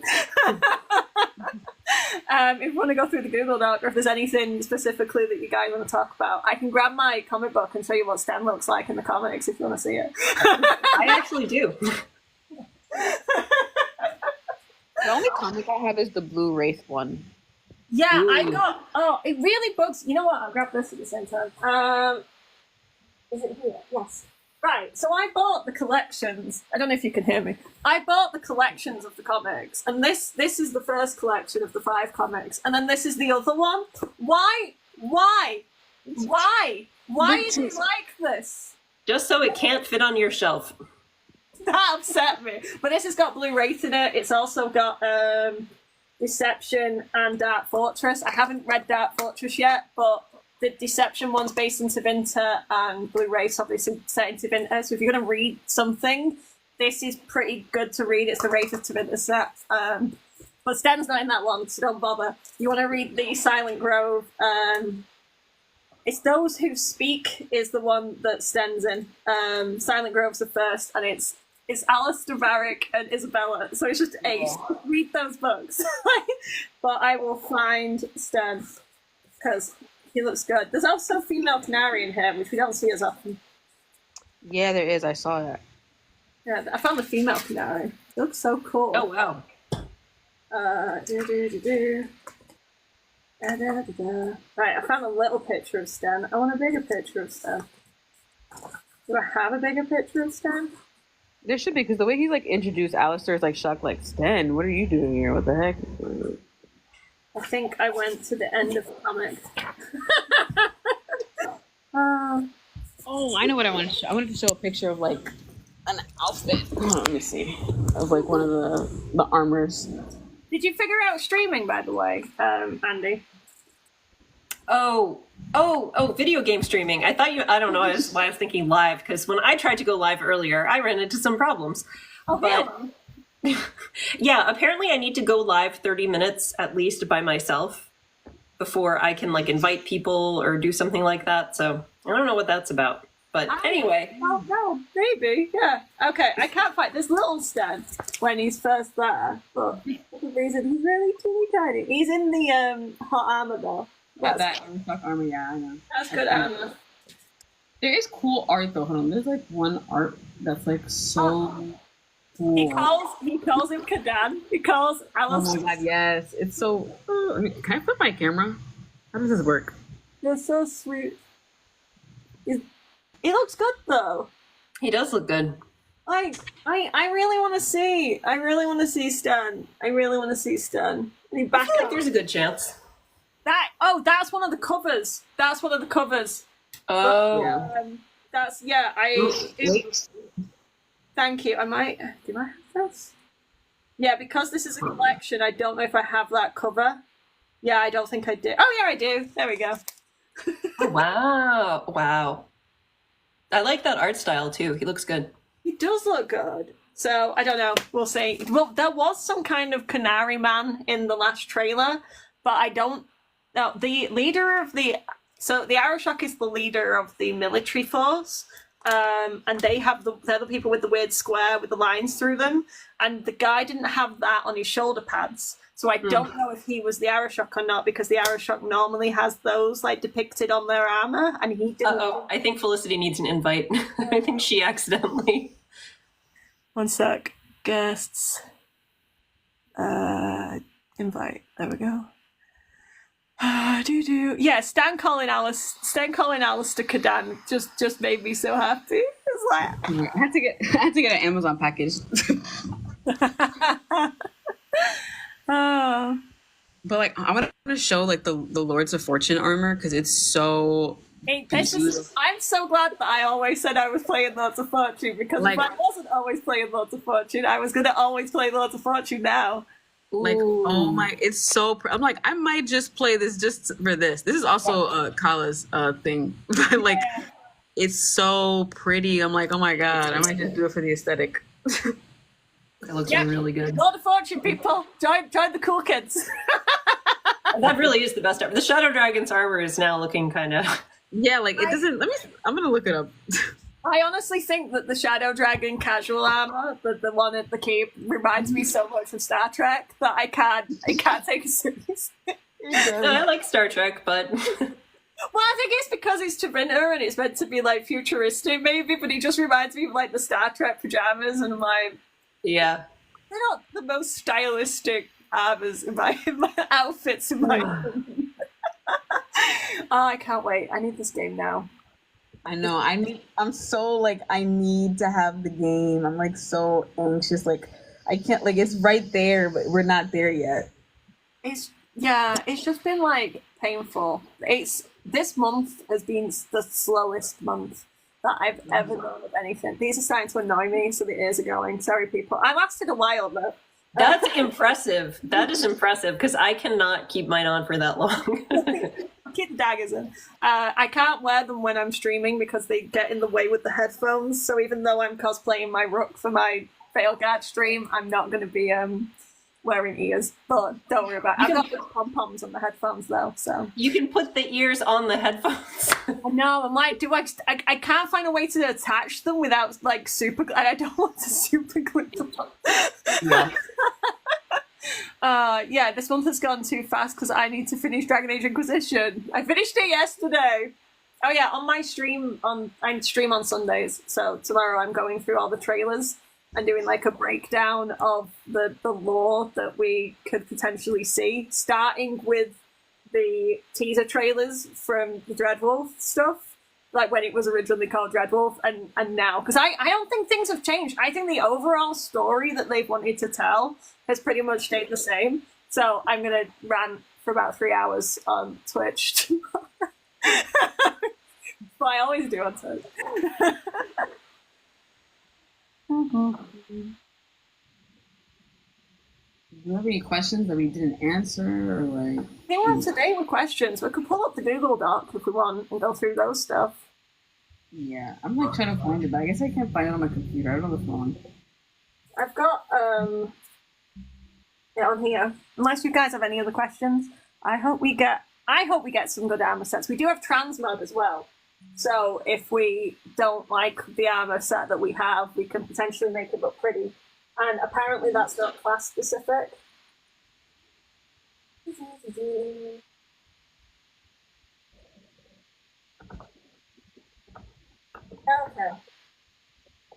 Right, some of these we've already gone through. Alright, so if there was going to be a Dragon Age 5, what do you think the story could be? Or who would you like to see? Because we've had a lot of elven stuff as a focus. What focus would you like next? I really would like to see a focus on the dwarves. Like, I feel like they're kind of underrated. And I feel like I feel like no matter what, like, story that exists, like, dwarves to me are always really cool. Like, that's why, like, when I made my video about, like, how I preferred The Hobbit over Lord of the Rings, the movies, because, like, I saw them a while ago. I just, like dwarves, and there's so much in that movie that I'm like, oh my god, like, dwarves. And I would like to see the stuff about, you know, the Titans and, like, dwarves, like, how they're scared of, like, this, like, the above ground and stuff, especially with, was it AZ who said it? Who was like, they might be the actual, like, indigenous people to Thedas? Yeah, that's what I was saying. That I think that based on some of the codex entries of what Algernon did to the dwarves, I think that they originally were the people, and because they referred to spirits in one of the codex entry as their brethren of the sky. So I think elves were originally in the sky, and dwarves were the race that were on the land, and it's that conflicting nature between earth and sky. There's references in other codex that my entire life is just going through codexes and coming up with weird crap, and some it'll stick. But yeah, I think it will be interesting if we find out more about that. I think that potentially with Harding and her connection to this new magic that she's learning, we could maybe find out so much more about the dwarves and that kind of thing, and hopefully would maybe potentially unlock if there was a future game, a dwarf mage class, because it seems really frustrating that to play as a dwarf, you're already limited with your options because you can't be a mage. So you can only be a warrior or a rogue. So you have less dwarf players because of that. So I really hope that we do get a lot more dwarf stuff. I think that would be good. Andy, have you got thoughts about what you'd like to see if there was going to be another game? Yeah, well, my first thought is I really want them to wrap up this cycle of elf lore. I really want this fourth game to kind of wrap up the existing Dragon Age arc, and I want to go in like almost a totally different or new direction. They can still keep like some fundamental things, but I just want like a not a fresh start, but I just want it to be really different and not connected to the Evanuris. Or it could be somewhat. I don't know. Maybe if they don't explore, I don't know what they're going to do about the Maker and Andraste, but I almost wouldn't mind if we went to a totally new continent or part of Thetis, if we gave this part of the world a rest for a little while. And I forget when you call something that's like a trilogy, but it's 4. But I wouldn't mind for this just to be like a little 4-pack. Quadrilogy? Is that what they call it? I don't know. It's something like that. It is like a quadrilogy. That sounds right. It's something like that. But yeah, I wouldn't mind if this was like the ending of a quadrilogy, and then we can embark on like whole new adventures somewhere else. I think that would be cool. I think that would make sense, especially what they did with Andromeda. I think that's one of my issues with like the choices is that like with Mass Effect going to they literally go to the Andromeda galaxy, so it is a separate place. But with this, we've still not closed the arc yet, so it's really frustrating that some of that stuff isn't finished up because, yeah, I 100% think that we're either going to see a time jump, so Thetis won't, to recover from whatever is happening now, there'll be a time jump of 100 years, so the choices that we've made won't make a massive difference, or we're going to go immerse in Thetis, like you say, and see new places and new things. And I think that there's references to dwarves on the Vulture Sea that's to the west. So I'd like to go west. There's people there. It's where there's reports of weird stuff west of Thetis, and that's the direction that I'd want to see more of. And it's supposed to be that like the clothes and stuff that they wear is very different. It's all very unique. And they were gathering loads of lyrium for some reason. So I want to know what's going on to the west. Don't know. I looked it up and it's called a tetralogy. A tetralogy? Tetralogy. Oh, I've never heard that. That's good. I looked it up and I was like, wait, what? Yeah, I had just run into that word the other day because I was reading about the ring cycle. Because Wagner's ring cycle has 4 installments too. So I was like, what the hell do you call something with 4 installments? There has to be a name.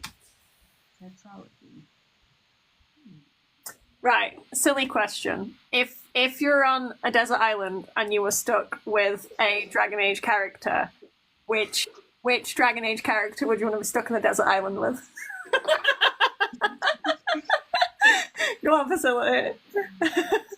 Felicity, sorry, I just completely word vomited.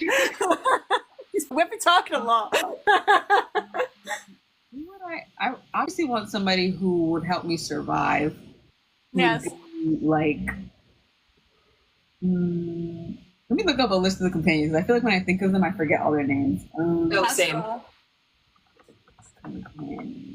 I mean, my easy answer would be Solus, obviously, because I'm obsessed. Also, if you could turn into a wolf, that means you're not going to be cold, because you could cuddle into wolf form. Not that I've thought about that. Would. But if it wasn't Solus, he also knows loads of stories. Dorian would be fun, because I feel like he'd find a way to summon margaritas, and you just have a nice Yeah.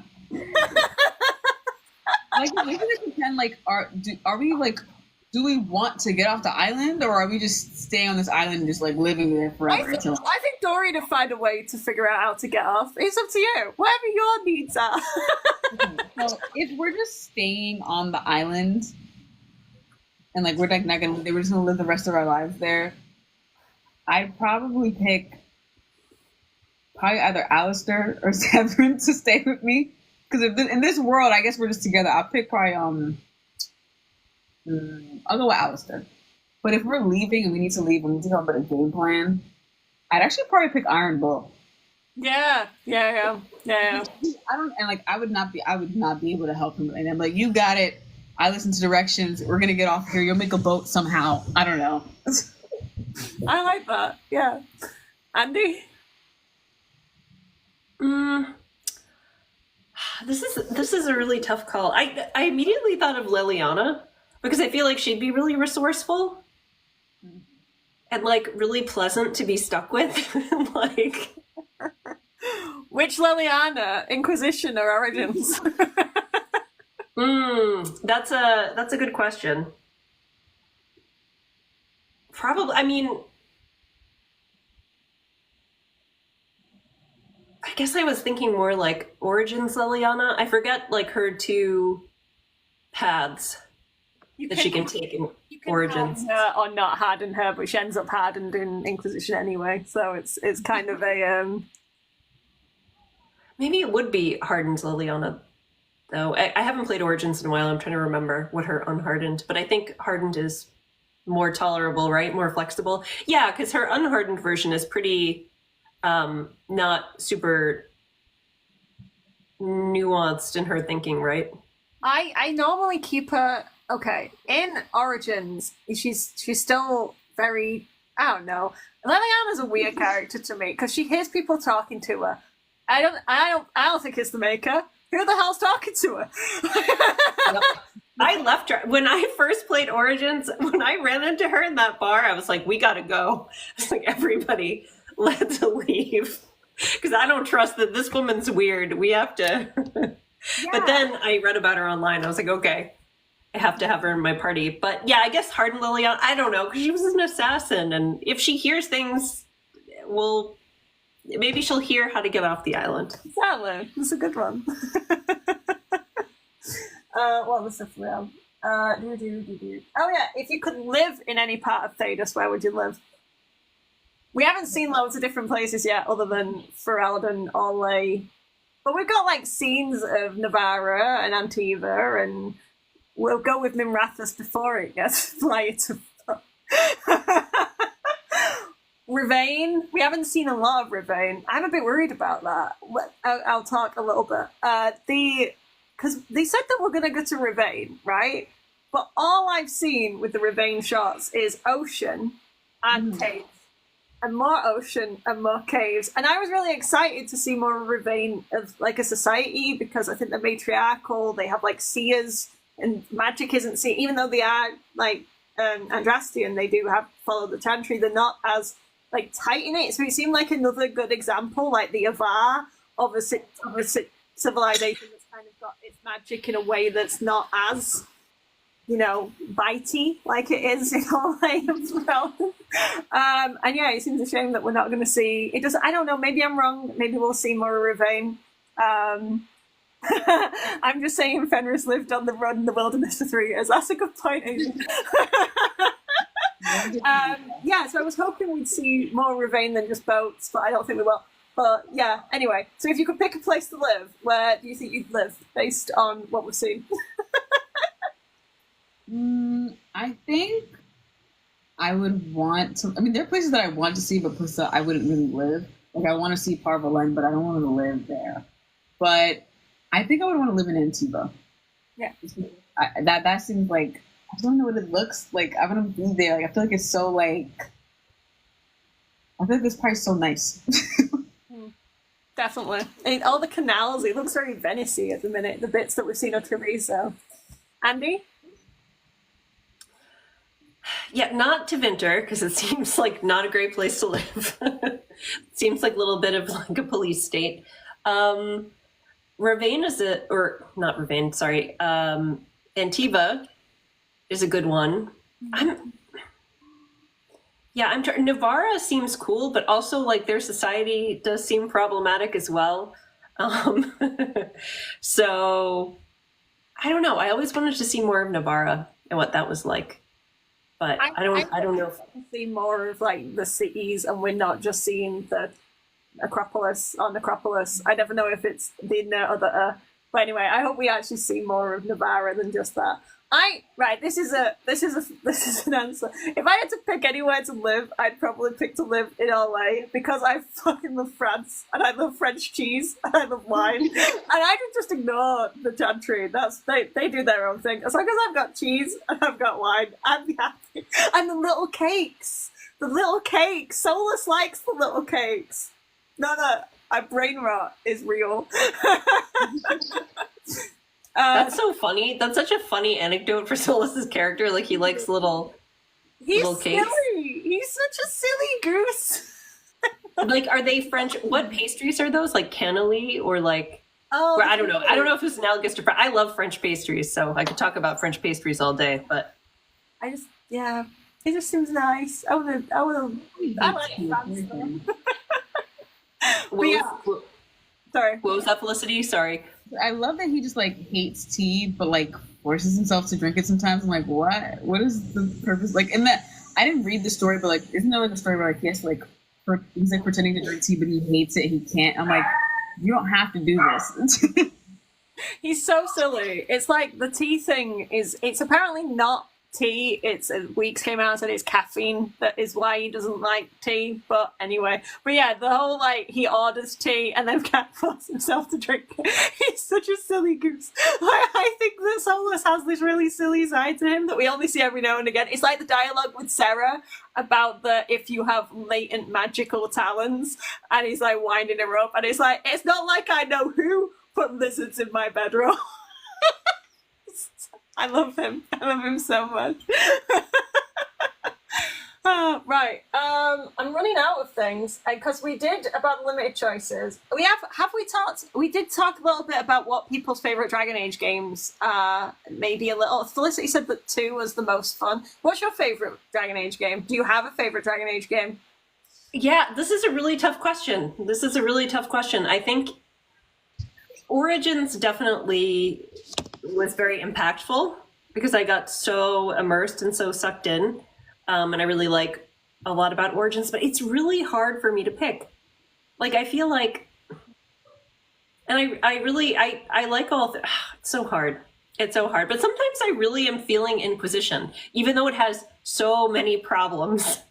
And I think, in my opinion, Inquisition is the weakest, for sure. It's the weakest of the 3, but there's something about it that I find very playable sometimes, although the beginning is brutal because of all like the fetch quests, and it just like goes on forever, and like needing to bank up power points or whatever before you can advance is like so annoying. Very MMO. Like, I feel like with Inquisition, the play style, they tried to make it more like an MMO for some reason, but I don't know, I personally, for very clear reasons, so I like Inquisition's romances the most. I love Cullen and I love Solus. I don't know if I've mentioned that. But those romances I think are great. And then Dorian's romance I think is so good. I just go and watch scenes of my Dorian playthrough when I'm feeling. I just love him. I just love him so much. Those characters and those connections I felt were the easiest relationships to like build. Those I love those characters so much. Even the ones that I'm like silly about, like Blackwall. I actually think he is an interesting character. And Sarah had so much potential. Like, I can see what she could have been, and that's what's so frustrating about her, is that how close it was. So I really like the relationships there. Origins, I mean, the world and the fact that we were going in this, it felt like a big threat, and you were this big hero trying to defeat this villain, and we met Alistair and Zevran and Morrigan and these characters that we still love. But I felt like the actual core story of Origins is probably the strongest of the 3 games. But then I think that Dragon Age 2 is just the most fun to play. If I want to have fun, I play Dragon Age 2. Even though it's heartbreaking and awful in parts. But I think it's just more fun. It's just, and the pacing's better. And it's just a fun game. But yeah, I can't pick a favourite. I will cheat at my own question. Yeah. Have you got anything to add?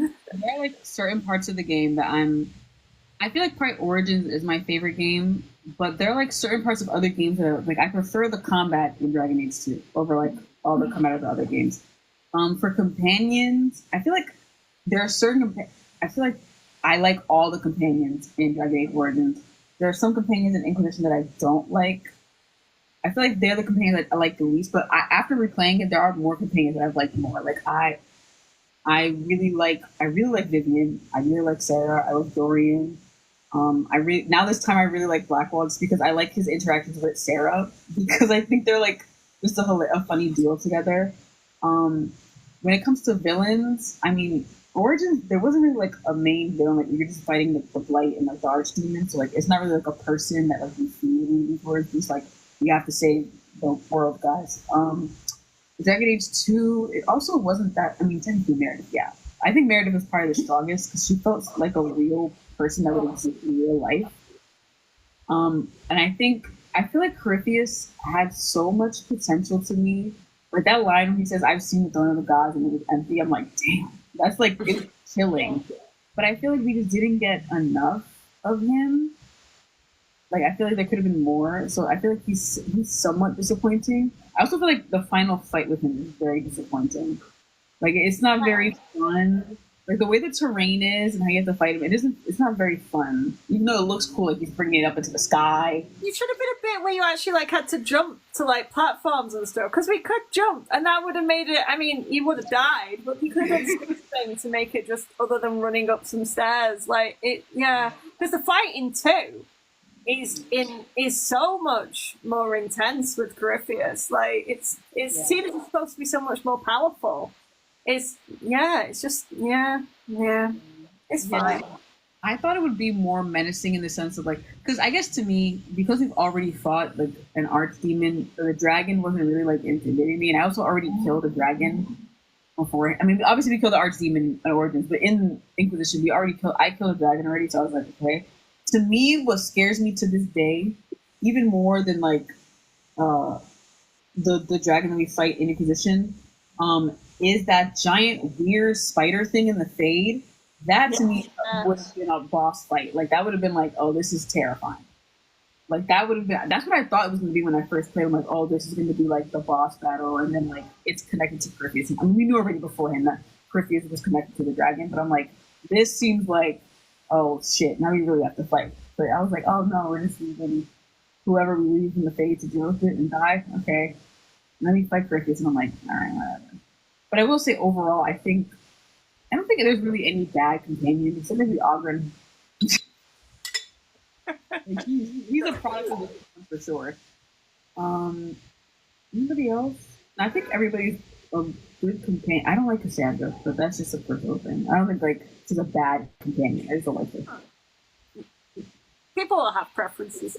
Like it's one of those things. Like I don't particularly like Cassandra because I don't feel like her point of view changes from the start of the game to the end of the game, really, regardless of everything we've seen. Like taking her to the Outer Wilds, and she just says about the nonsense of elves like putting these temples together, and it's like, have you not seen all the gold in the chantry churches as well? What are you talking about? Anyway, she just doesn't really change a lot, but it's fine. She's fine. Don't come for me, Cassandra loves me. I'm okay. I am trying to tailor my expectations for the Veilguard to be realistic, because I know every single time I've played a Dragon Age game, because they've been so different, I've despised it and then gone to play it again and be like, no, that's just autism. So I'm trying to feel like, because this is going to be very different with the combat and things like that. But I potentially think the Veilguard could be my favourite, because it looks like it's taking the elements that I like from all of the games and making this new game. So I'm very optimistic, but cautiously. The Veilguard could be freaking great if they do this right. I'm really excited that it might be really, if they've learned. Because you've got the dynamic from like Hawk, the fact that Hawk was this person fighting against this massive odds, and then was a regular person, I think was the thing that we need again, that was taken out of 2. I think we've got the big, overwhelming battle that you had with that feeling about the horde of the Darkspawn back from Origins, and then with Inquisition, I do think that the relationships, I think the fact that your Inquisitor talks in Origins, I really struggle to connect to the characters, so I think that still being there's lots of things, and I love Elven lore, so I'm like, this might be good, people, it might be really, really good, or not. It looks really good. Like the trailers look really good, and I know trailers are supposed to make the game look good, but I've always, and I hope I don't jinx us all, but I've always had like a weird sixth sense with trailers where I can usually tell if something's going to be good or not based on the trailer, and I got really good vibes from all of the trailers, actually, even the ones that were like not so great for the Veilguard, or the ones that people didn't really like. Even like the Companions trailer. First trailer that came out, I despised. Oh no, I didn't. The Companions bit I really liked. It was the bit at the end with the dragon where they were all spinning around with the music. I know they've always been bad. I don't care. I was judging that piece of media for what it was, and that last scene really threw me, and I cried.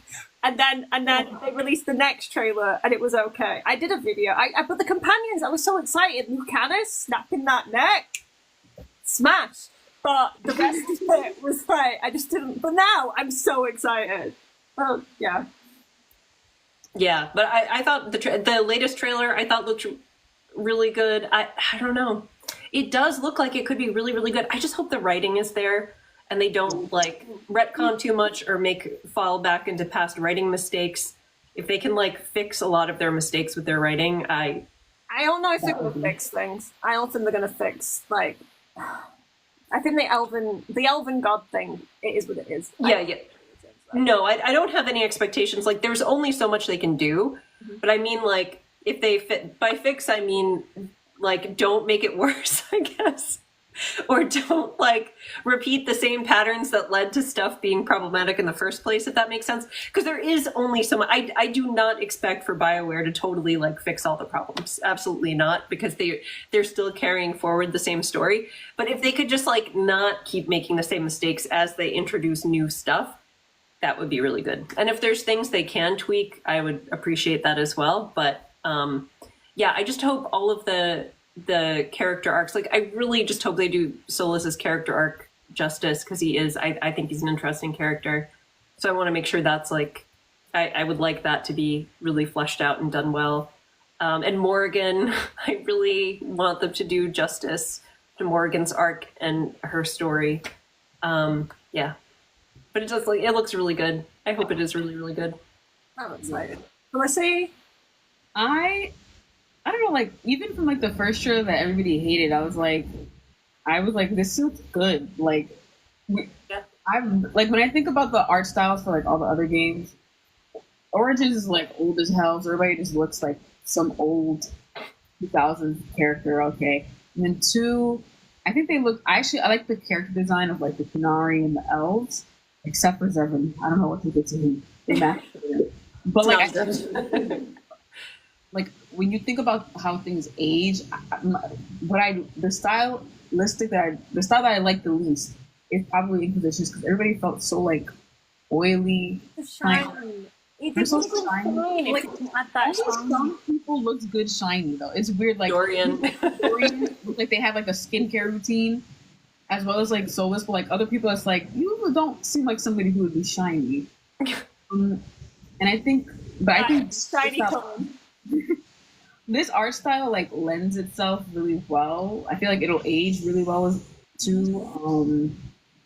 I hope I feel like this is gonna be like a good game. Like when I saw like when you pick the like your dialogue option, I was immediately reminded of Revenue 2, and I'm like, yes, oh my God, we get to be Purple Rook. Like, oh my God, this is so exciting. I get to be a snarky bastard. Yes. I don't know. I have a really good feeling about this game. Like, I'm sure there will be things that I'm like, oh, I didn't really like it that much, but I don't think this is going to be a horrible, terrible game. Like, I don't think that's going to happen. Yeah, I think people, like, expectations-wise, it's obviously different for everyone. I mean, and people are going to have a different focus. I am really excited. I know I talk a lot about Solus, and I am really excited for Solus content, obviously. But the new companions just do seem really interesting as well. And for me, based on what we already know about the Solus stuff, I'm happy with the amount of Solus content. We get to interact with him at the start of the game. He gets locked up in jail. We go through his goddamn memories because God knows he isn't going to tell us anything. And then explore his house. I'm so excited for the lighthouse. yes. And then we fight his bad guys, and hopefully he helps us at the end. If that is it, if that is all and then one scene with Lavelle and a kiss, for the love of Christ, or the maker. I don't think he's asking like loads. I'm pretty happy. They can't really mess, unless you 100% have to murder him, which in that case I will be inconsolable. But I don't think that also will happen. So I'm really excited And I just want to kiss Lucanus's face as well. I'm really excited for Lucanus. He looks so cute and spite and all of it. Seeing his sad divorced dad apartment. He's so fun. He has cheese there though. As soon as I saw the cheese, I was like, "You're my man." We can hang out and eat cheese. That would be amazing. And this is like, it's not really a non sequitur, but does anybody think like this game looks so cinematic? Like, I'm not sure if it's just how they're framing things in the trailers, but it looks like the most cinematic Dragon Age game. Like all of the shots, I don't know if they're like moving the camera around to get the trailer shots or what, but like every scene I'm seeing is framed in such at a scale that I really haven't seen in the other Dragon Age games. I know all the Dragon Age games are like high fantasy and epic, but this just feels, the scale of this feels so much more epic to me. One of the things they brought back that I noticed in the combat, which I'm so excited for, is like the kind of finishing moves thing that we had in Dragon Age. Again, this just feels like Dragon Age Origins with a Mass Effect skin. Like, I'm so confused by people, but whatever. But they, like, you know, when you fought the ogre and then they, like, had a finishing move, it seemed like that was happening again. And I thought they were really sick and really cool, and I'm excited for that. And yes, this photo mode, like Faith's saying, there's so many, like, little new, like, is it just, yeah, I'm realistically excited about this game and what they're going to do, but what? This just made me think of like the companions' rooms, and I'm thinking like of that one person's room who's probably Lucanus's room, where it's just like some shed with like food in it. Like, I'm like, this. Oh my! We have to have like. I hope that you can like put a vase with flowers in there for him, like spruce up the place, kind of. Because he's just like sleeping next to like squash. Well, I know you can get them gifts apparently, so they're bringing back the gifts again, which was a brilliant system in Dragon Age 2 of way to connect to your companions and have like that organically grow because you explored the world, and you would give like a gift like that sword Mercy to Fenris, and it was a really good scene. I think they're bringing that back, and they will then display it in the room, which I'm just so like I don't know what we're gonna get with Fenris, but that's the topic. So this actually is a non sequitur. Can I get a snack? Actually, it's sort of related because of Lucanus and food, but can I get something to eat? We might need, I mean, my voice is starting to go a little bit, and it's dying here at night, so I'd like to stop at around 10, but we can keep going for another half an hour if you want to go get a snack. I was just going to say, does anybody want anything? I was like, let me get you guys something. What do you want? I'm probably gonna order Italian food after this. Nice. All right, I'll be right back. I didn't eat. I've not eaten a lot today. I do that though. I just don't eat. It's not interesting. I probably should eat. I ate pancakes at 11. It's now almost 10 o'clock at night.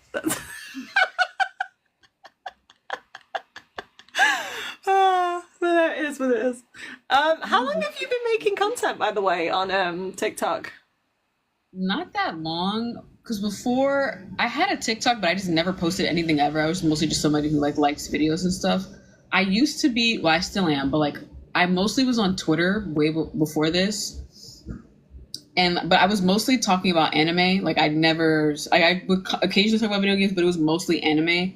And then I had like I think I had like close to 6,000 followers, but then like I made a mean joke about Donald Trump, and then I got banned on Twitter permanently, and then I had to make another account. I was like, well, I guess since I'm banned, I might as well like start talking about Dragon Age on TikTok, since my following on Twitter wasn't about video games or Dragon Age. So I was like, let me just talk about it on TikTok. And I also wanted to talk about A Song of Ice and Fire, and like I was like, nobody on Twitter I really talked about that either, so I'll just talk about it on TikTok as well. So really only very recently. Yeah, I've avoided Twitter. It seems like a hellscape. I've got to be completely honest. It always seems really mean, and all the takes seem really mean. Whereas the like Dragon Age community on TikTok, even if you disagree with people, like I disagree with people constantly, but people seem to be mostly respectful, and it's very easy to just block the people who aren't. But it seems like for the most part, I've not really had. I had one instance when I did that avocados edit where it was the 2 avocados for $10. That's not very good, that one. And that kind of went semi-viral. So a lot of people who didn't like Solus, that I've seen pro Solus videos, and it was like, oh shit. And so I had those instances where I was like, why are people so mad at me for liking this man? And I just blocked a bunch of people. But since then, and I care less, and I'm more, because I was on Book Talk, I was the crazy dragon lady because I was doing D&D talk, and then to dragons, and then I started talking about fantasy books, and then just books, and now Dragon Age, because that is my true love. Like, I love Dragon Age so much. It means a lot to me, this game, and that's why I'm so excited, and it's a good opportunity to like try and build like community and stuff in things that we genuinely enjoy and like to talk about. But yeah, so I just wanted to talk to someone about Dragon Age, and I thought, fuck it, I've got a book talk that's mainly about dragons. I'm going to just start talking about this. People haven't unfollowed me yet, so... yeah, and I can't remember if we talked about this, but how did you get into content creation? Me? Yeah. Oh, sorry. Let me finish. Okay. You can finish. I will talk more. I'll always talk. No. I'm good. So, if anybody's curious, I got French fries and flamin' hot Cheetos. No, we don't have Cheetos here. Really? What? Well, I think we have some in like the specialist stores, but we have Wotsits, which are similar. Well, I'll get a pack of Wotsits. Wotsits. I'd like to talk about favorite gaming snacks, because I want to know what everybody's favorite gaming snack is. I almost did videos on gaming snacks, but anyway, I'm not supposed to be talking about snacks. What was the question? Well, how did you get into content creation?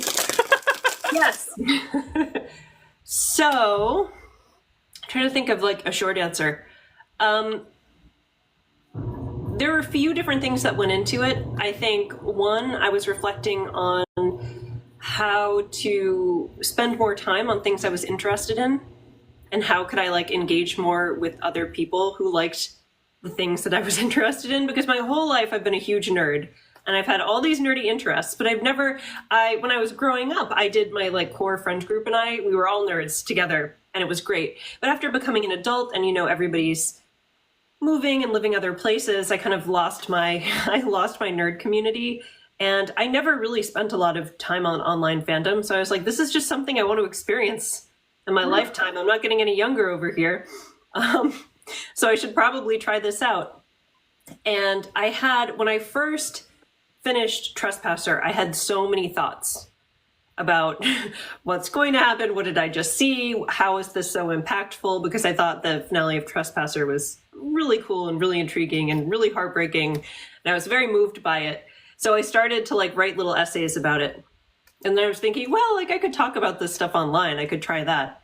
And then the other thing is I hate having my picture taken. I hate seeing myself on camera. Like I hate all that stuff. I also have body dysmorphia, which is like a conversation for another day. But I just like hate looking at myself. And it had been years since I had a lot of pictures of myself. And I'm like, my whole life's going to go by. I'm not even going to remember what I looked like.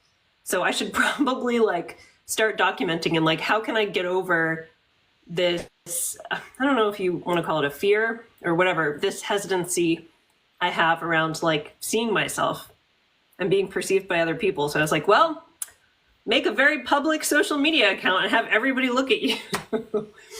That will help. So that's what I did. And I started at the very, very end of last year. I started on TikTok, and that was my first foray into social media. And I'm just figuring it out as I go. Same. I mean, very similar to me. I was never online with fandom stuff. In 2009, I was working in a video game shop. So my job was selling video games to people. And I read gaming magazines when they were a thing. And I sold Dragon Age to so many people based on my love of talking about this game. And talking about Oblivion, because I put thousands of hours into Oblivion, literally got me 2 jobs. It got me a job at Game, which is like, I think you have GameStop over there, it's like the equivalent, and then HMV, which is like the record store shop that also had gaming and stuff in it. But the way I could talk about that game and how much it meant to me, and the passion that I feel towards these things is like, again, I was missing that. And we had some personal stuff going on, like health things, and I didn't want to focus on that. And it was just like, when was the last time I genuinely felt like joy about discussing things? Because I love talking about books as well. But it was just with Veilguard coming out and Dragon Age stuff, it just felt like a really good opportunity to talk about that, especially with Baldur's Gate. Freaking love. And that, bringing that all back was just like, let's just talk about Dragon Age, see what happens. And it's lovely. I'm finding people who love this stuff, and some reason people like listening to me talk about it, and it's going really well, and it's really nice. Yeah. But yeah, very similar vibes. I've always been in like online fandom spaces, but like I was on Tumblr since at least like for a while. What was that? I definitely was like pre-teen on Tumblr, like on every single fandom like that existed, I was a part of, and I was there writing fan fiction, making blog posts and everything. But then I like lost my account, and like I have no idea how to get it back. So I just made a new one, but like that was like completely different. Twitter, I made like I had a regular Twitter for like regular stuff, like my friends, so we could like talk, but like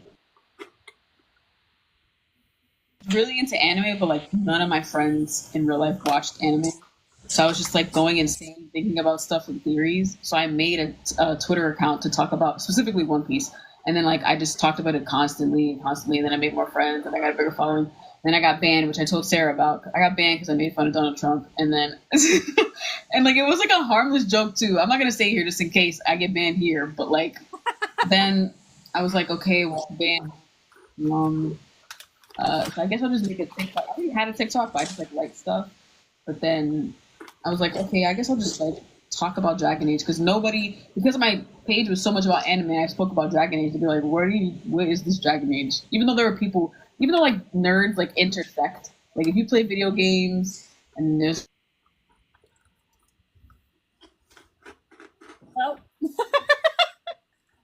I can't hear you.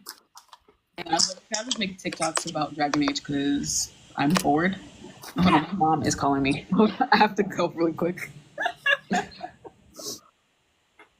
One sec.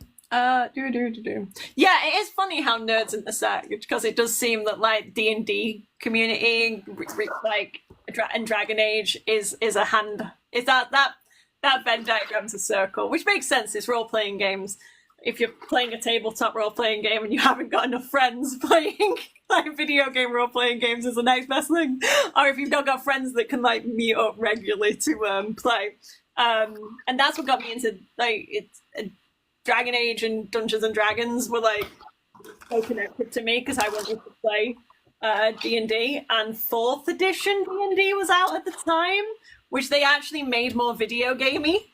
So it was really easy to get into D&D at that point. Everyone hated it because they'd made it more video gamey than the other things, but freaking love D&D. It's so good. I'm looking at people. If people still do have questions, you can ask things. We're going to chill for another, like... I have a question. Go on. I was asking it earlier because I'm obsessed with food. Like, what's everybody's go-to gaming snacks? Like, what snacks are we going to stock up on? Right, this is not advisable to human beings. Don't do this. This is terrible advice. Because I'm gonna be playing this game and refusing to move other than to go to the loo. Sorry, fella. I will add you. You're back. Sorry. I don't do this. Don't do what I'm gonna do. I've literally bought in Monster energy drinks and protein shakes, and I'm not eating. I'm barely gonna move. I'm playing this game, and because I'm streaming, I don't want to chew, so I won't remember to eat while I'm playing, because I barely do now when I'm streaming and playing Dragon Age Inquisition. I'm gonna be even worse with the finger, so I'm gonna not snack at all. generally, outside of that, I like Pringles and I like Snickers. Mm. What's your go-to gaming snack, Felicity? Well, for me, now that I'm thinking about it, I'm realizing I'm kind of a healthy person. I usually have like a bottle, like a giant thing of water, and then I'll have like a cup of juice, like packaged juice, and then you have like some bowl of like fruit. So it'll be like pineapple, watermelon, like grapes. But if I'm like not feeling like I don't want to be like, because I'm not like being like consciously healthy. I'm just like, oh, my mom likes fruits and she always buys them, so I just eat them. I would usually probably eat like a bag of Doritos, Ranch, or like. I love when you guys say ranch. It's really funny. Sorry, it's like Ranch? a person. Ranch. I also had a phase. Well, this was mostly high school, but like I used to eat Takis. Like, Oh, I love doggies. like they're so like I haven't eaten them in so long because it's been a while since I've eaten them. So like, I've kind of lost my tolerance for spice. So now when I eat them, like I get a stomach ache. But like I used to eat them every single day after school. I would buy a bag of Takis and eat them. I love so I like Takis way more than Flamin' Hot Cheetos. Like Takis, the extra spicy. Are they, Takis. you call them chips. Are they a chip? Are they? They're technically they're a tortilla chip, but they're rolled up. Like Doritos. Kind of. They're like rolled up Doritos, but very, very spicy. Oh, no idea. Cool. I'll Google it. Yeah, but they just taste like so delicious. They're like not just like hot spicy, but they have other spices on them too, and they're just like amazing. And I love them. Like spicy, like lime. Is it like with lime? Those are like the best ones. They have these blue ones, and I'm like, ugh. But like the regular ones, like they're so good. I used to eat them like crazy. I'm also like obsessed with chips that have like that are like flavored spicy and lime. Like they're Pringles, or like they're like or like these Lay's chips, but they're like the more red, like the more red food dye I had on it. I'm like, this is what I need, and it was so bad because like I kept getting stomach aches, but like after like I got used to it, I would just be like fine. But yeah, I very much love spicy food. Oh, Oh my goodness. I want to know I want to try a taki. They sound cool, and I like when you were talking about lime and spicy food. I just really like Desperados because they have lime and the tequila drinks. Anyway, I don't know what we're talking about. I got distracted. But here's my dog for the live stream. This is Maya. She is a cocker. I'm Maya. She is 6 years old. She's terrible to take photos of because she's black, but she's lovable. Apparently, less people with black dogs because you can't take photos of them as easily. So, my dog is also black and also 6 years old, and I think they have like the same color scheme. Hold on. I love her. She's my baby. Sorry, I got distracted because she needed to go outside. Ditto, this is when you get involved in the live. She is my beautiful princess. She's on my knee now. You have to put a picture of you. Have you put a picture of your dog face in the Discord server? Plug for the Discord server if people want to link. Oh my goodness! Oh, hello. Her name is Lola. She's kind of messed up now. She needs a haircut because she's real. Oh, she looks adorable. Hi, Lola. Oh, look. Hello, Lola. Little white bird. You're so pretty. You're so pretty. Look at your face. Sorry, my dog is getting jealous. Oh, that's hilarious. I have a sleeping cat on my bed. You a cat. I was gonna call you girl. Oh, then I thought cat lady. That felt mean. Cat woman. I am a cat lady. That is true. That would be accurate. We need to reclaim that. We do. I'm reclaiming it. It's great. But yes, 2 cats for me, and then one of them is here being obnoxious, but now she's sleeping. Oh, I've got a random question. Rooks. What do you want to make your rook? Rather than, have you got any idea on the character creator wise for rook, or is it just you're gonna figure it out when you play? Like I'm desperate for pink hair. Desperate. The fact that you can have pink hair in this game is so exciting. Yeah, so I really didn't know what I was going to do, and usually I have to get into the character creator and mess around before I have like any idea. However, I did a really dumb skit where I wore a random purple wig I found in literally the back of my closet. And I was pretending to be Rook in that skit. And after I wore that, I was like, the purple, I kind of am into this purple hair. I might have to make a purple haired Rook. I like it, but they have actually like interesting colours now, so it seems like a good choice. Right, you can be free. Sorry, the dog wanted freedom. Yeah, the colours of the hair, like if you've looked at Carla's, I think everyone's seen Carla's Rook now. Melissa is gone again. I will invite you back if you need inviting back. Please let me know. The colours look really good, like in the scenes as well. Like that weird, I don't say weird, but that teal colour of hair didn't seem to like stand out too much in the cutscenes. And I think for Lords of Fortune, having a pink hair would kind of be cool. But yeah, the fact that, as people are saying in chat, the fact that there's long hair now is, I'm so happy. I'm so happy about the long hair. I have wanted a long-haired RPG character since I don't know if anybody's played WoW, but if any WoW players, when you can play a night elf and they have that gorgeous long hair. We'll see you soon. Oh, bye.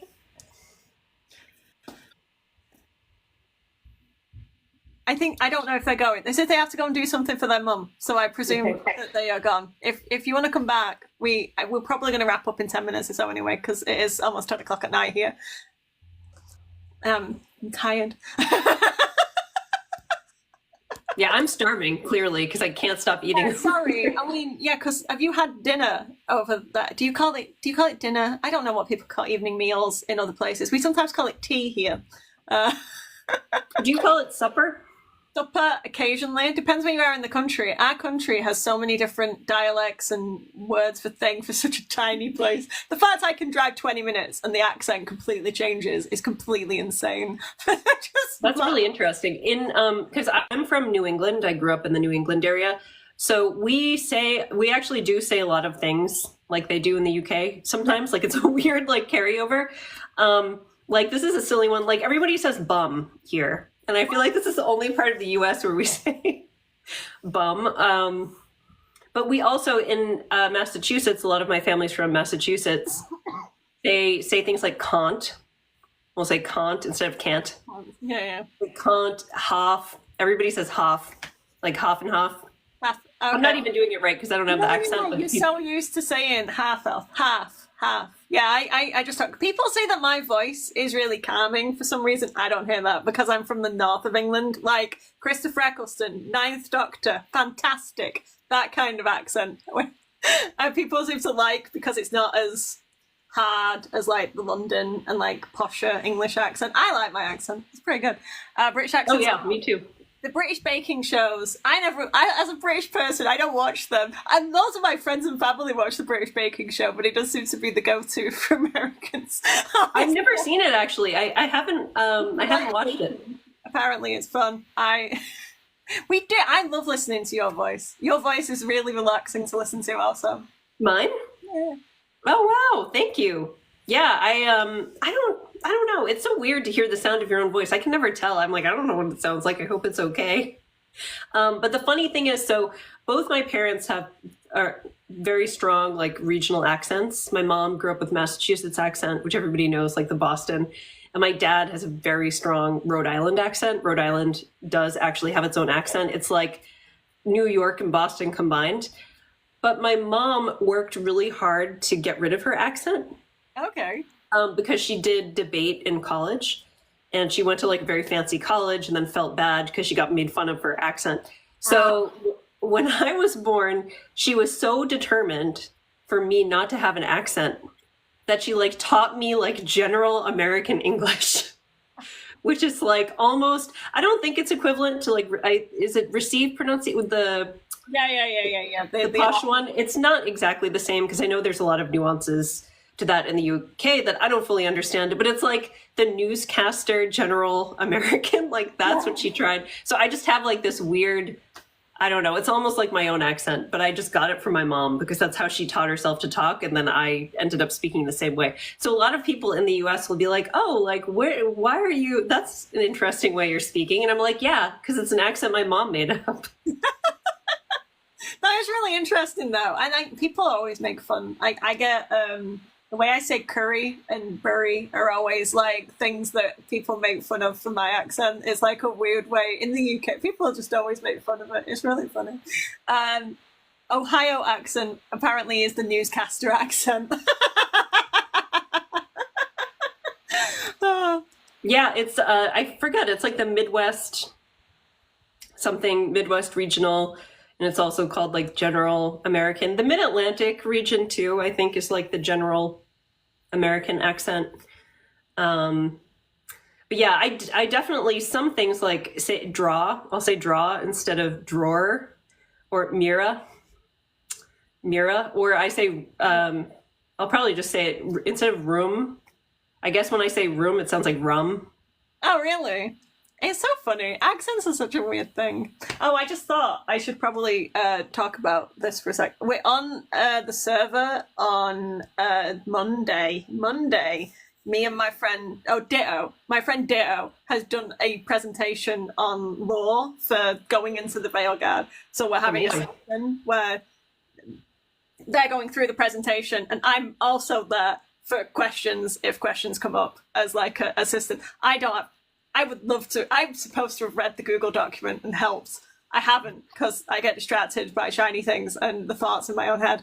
But if people want to come, DM me Discord link stuff. We're also watching Beetlejuice on Wednesday because we have a fortnightly movie night, and which just happens to be the day before Veilguard's out. So you think we might be doing something Veilguard related? We're not. We're watching Beetlejuice because it's also Halloween.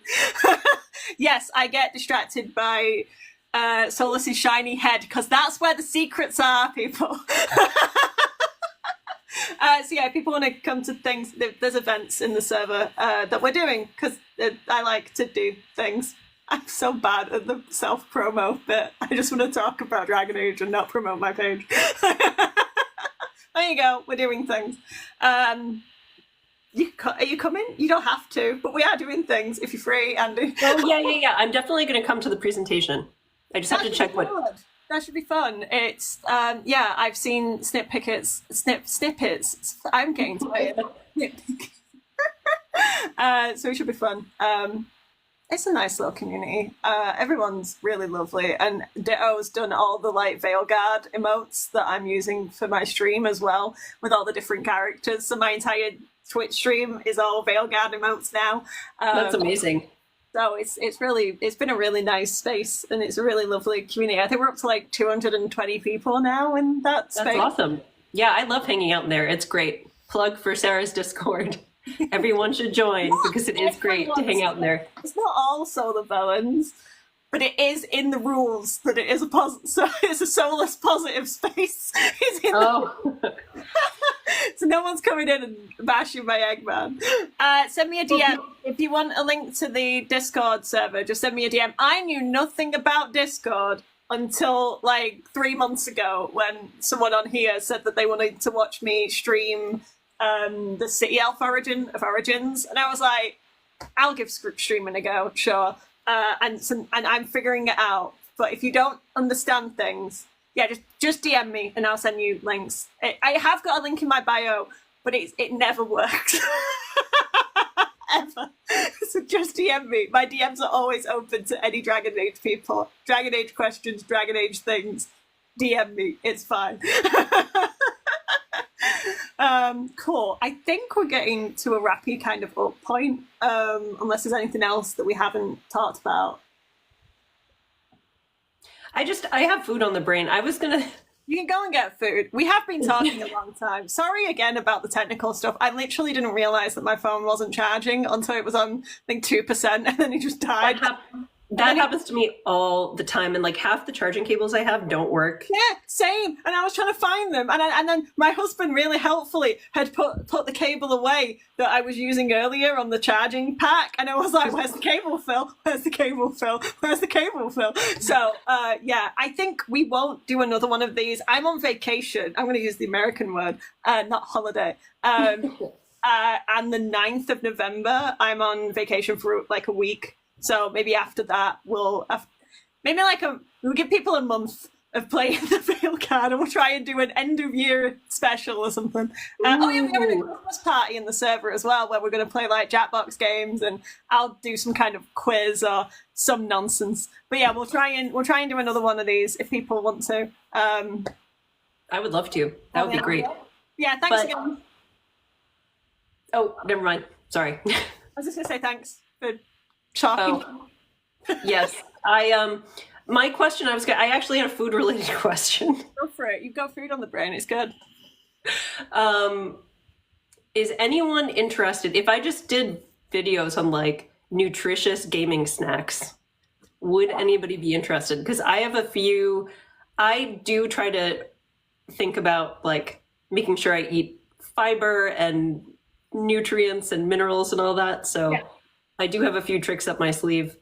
I'm gonna TikTok. I don't know what I'm doing. I am not a very popular content creator. I make a lot of content. Just always make it. If you're not sure, make it. Because okay, I'm gonna do it. I'll do some might choose that this is content they want to show people. They might not. You know what the algorithm's like. But make it. If you want to do it, just always do it. The answer is always yes. And I always want to see all your videos. Like, you could talk about wallpaper and I'll probably watch it. Like, thank you. No, I feel that I love your videos. I feel the same way about all of yours. You're my favorite. So well, you're like, I said this before, literally like watching, because I was on Book Talk and I talked a lot about books, and I was starting to talk a bit about Dragon Age, but I only really got into like watching your Dune video about Solus really inspired a lot of the way that I started presenting my videos and the way that I was talking about stuff, because I was looking at the dates, and I'm like literally remember sitting in a bar watching that video, and it's like, I've got thoughts.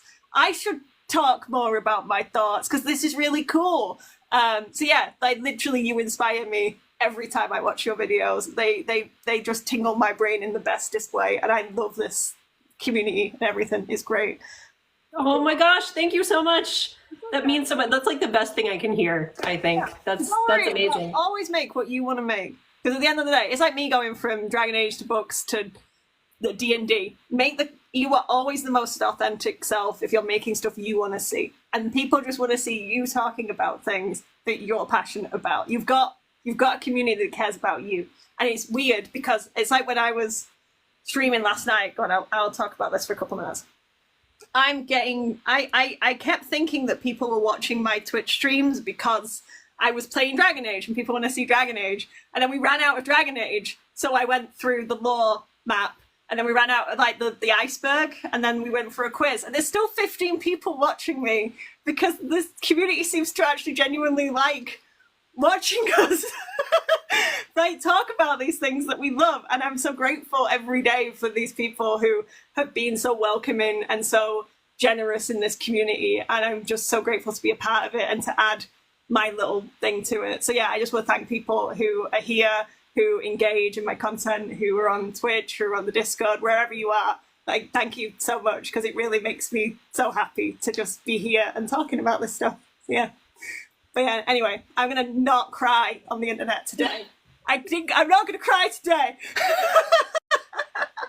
But yeah, are we done? Shall I press the stop button? I never know how to end these things. Yeah, I never know either. But yes, thank you everybody for coming. It was fantastic to be here as usual. I'm living the dream, going live with you and our friends. It's amazing. I never thought I would make it this far, but here we are. So much fun.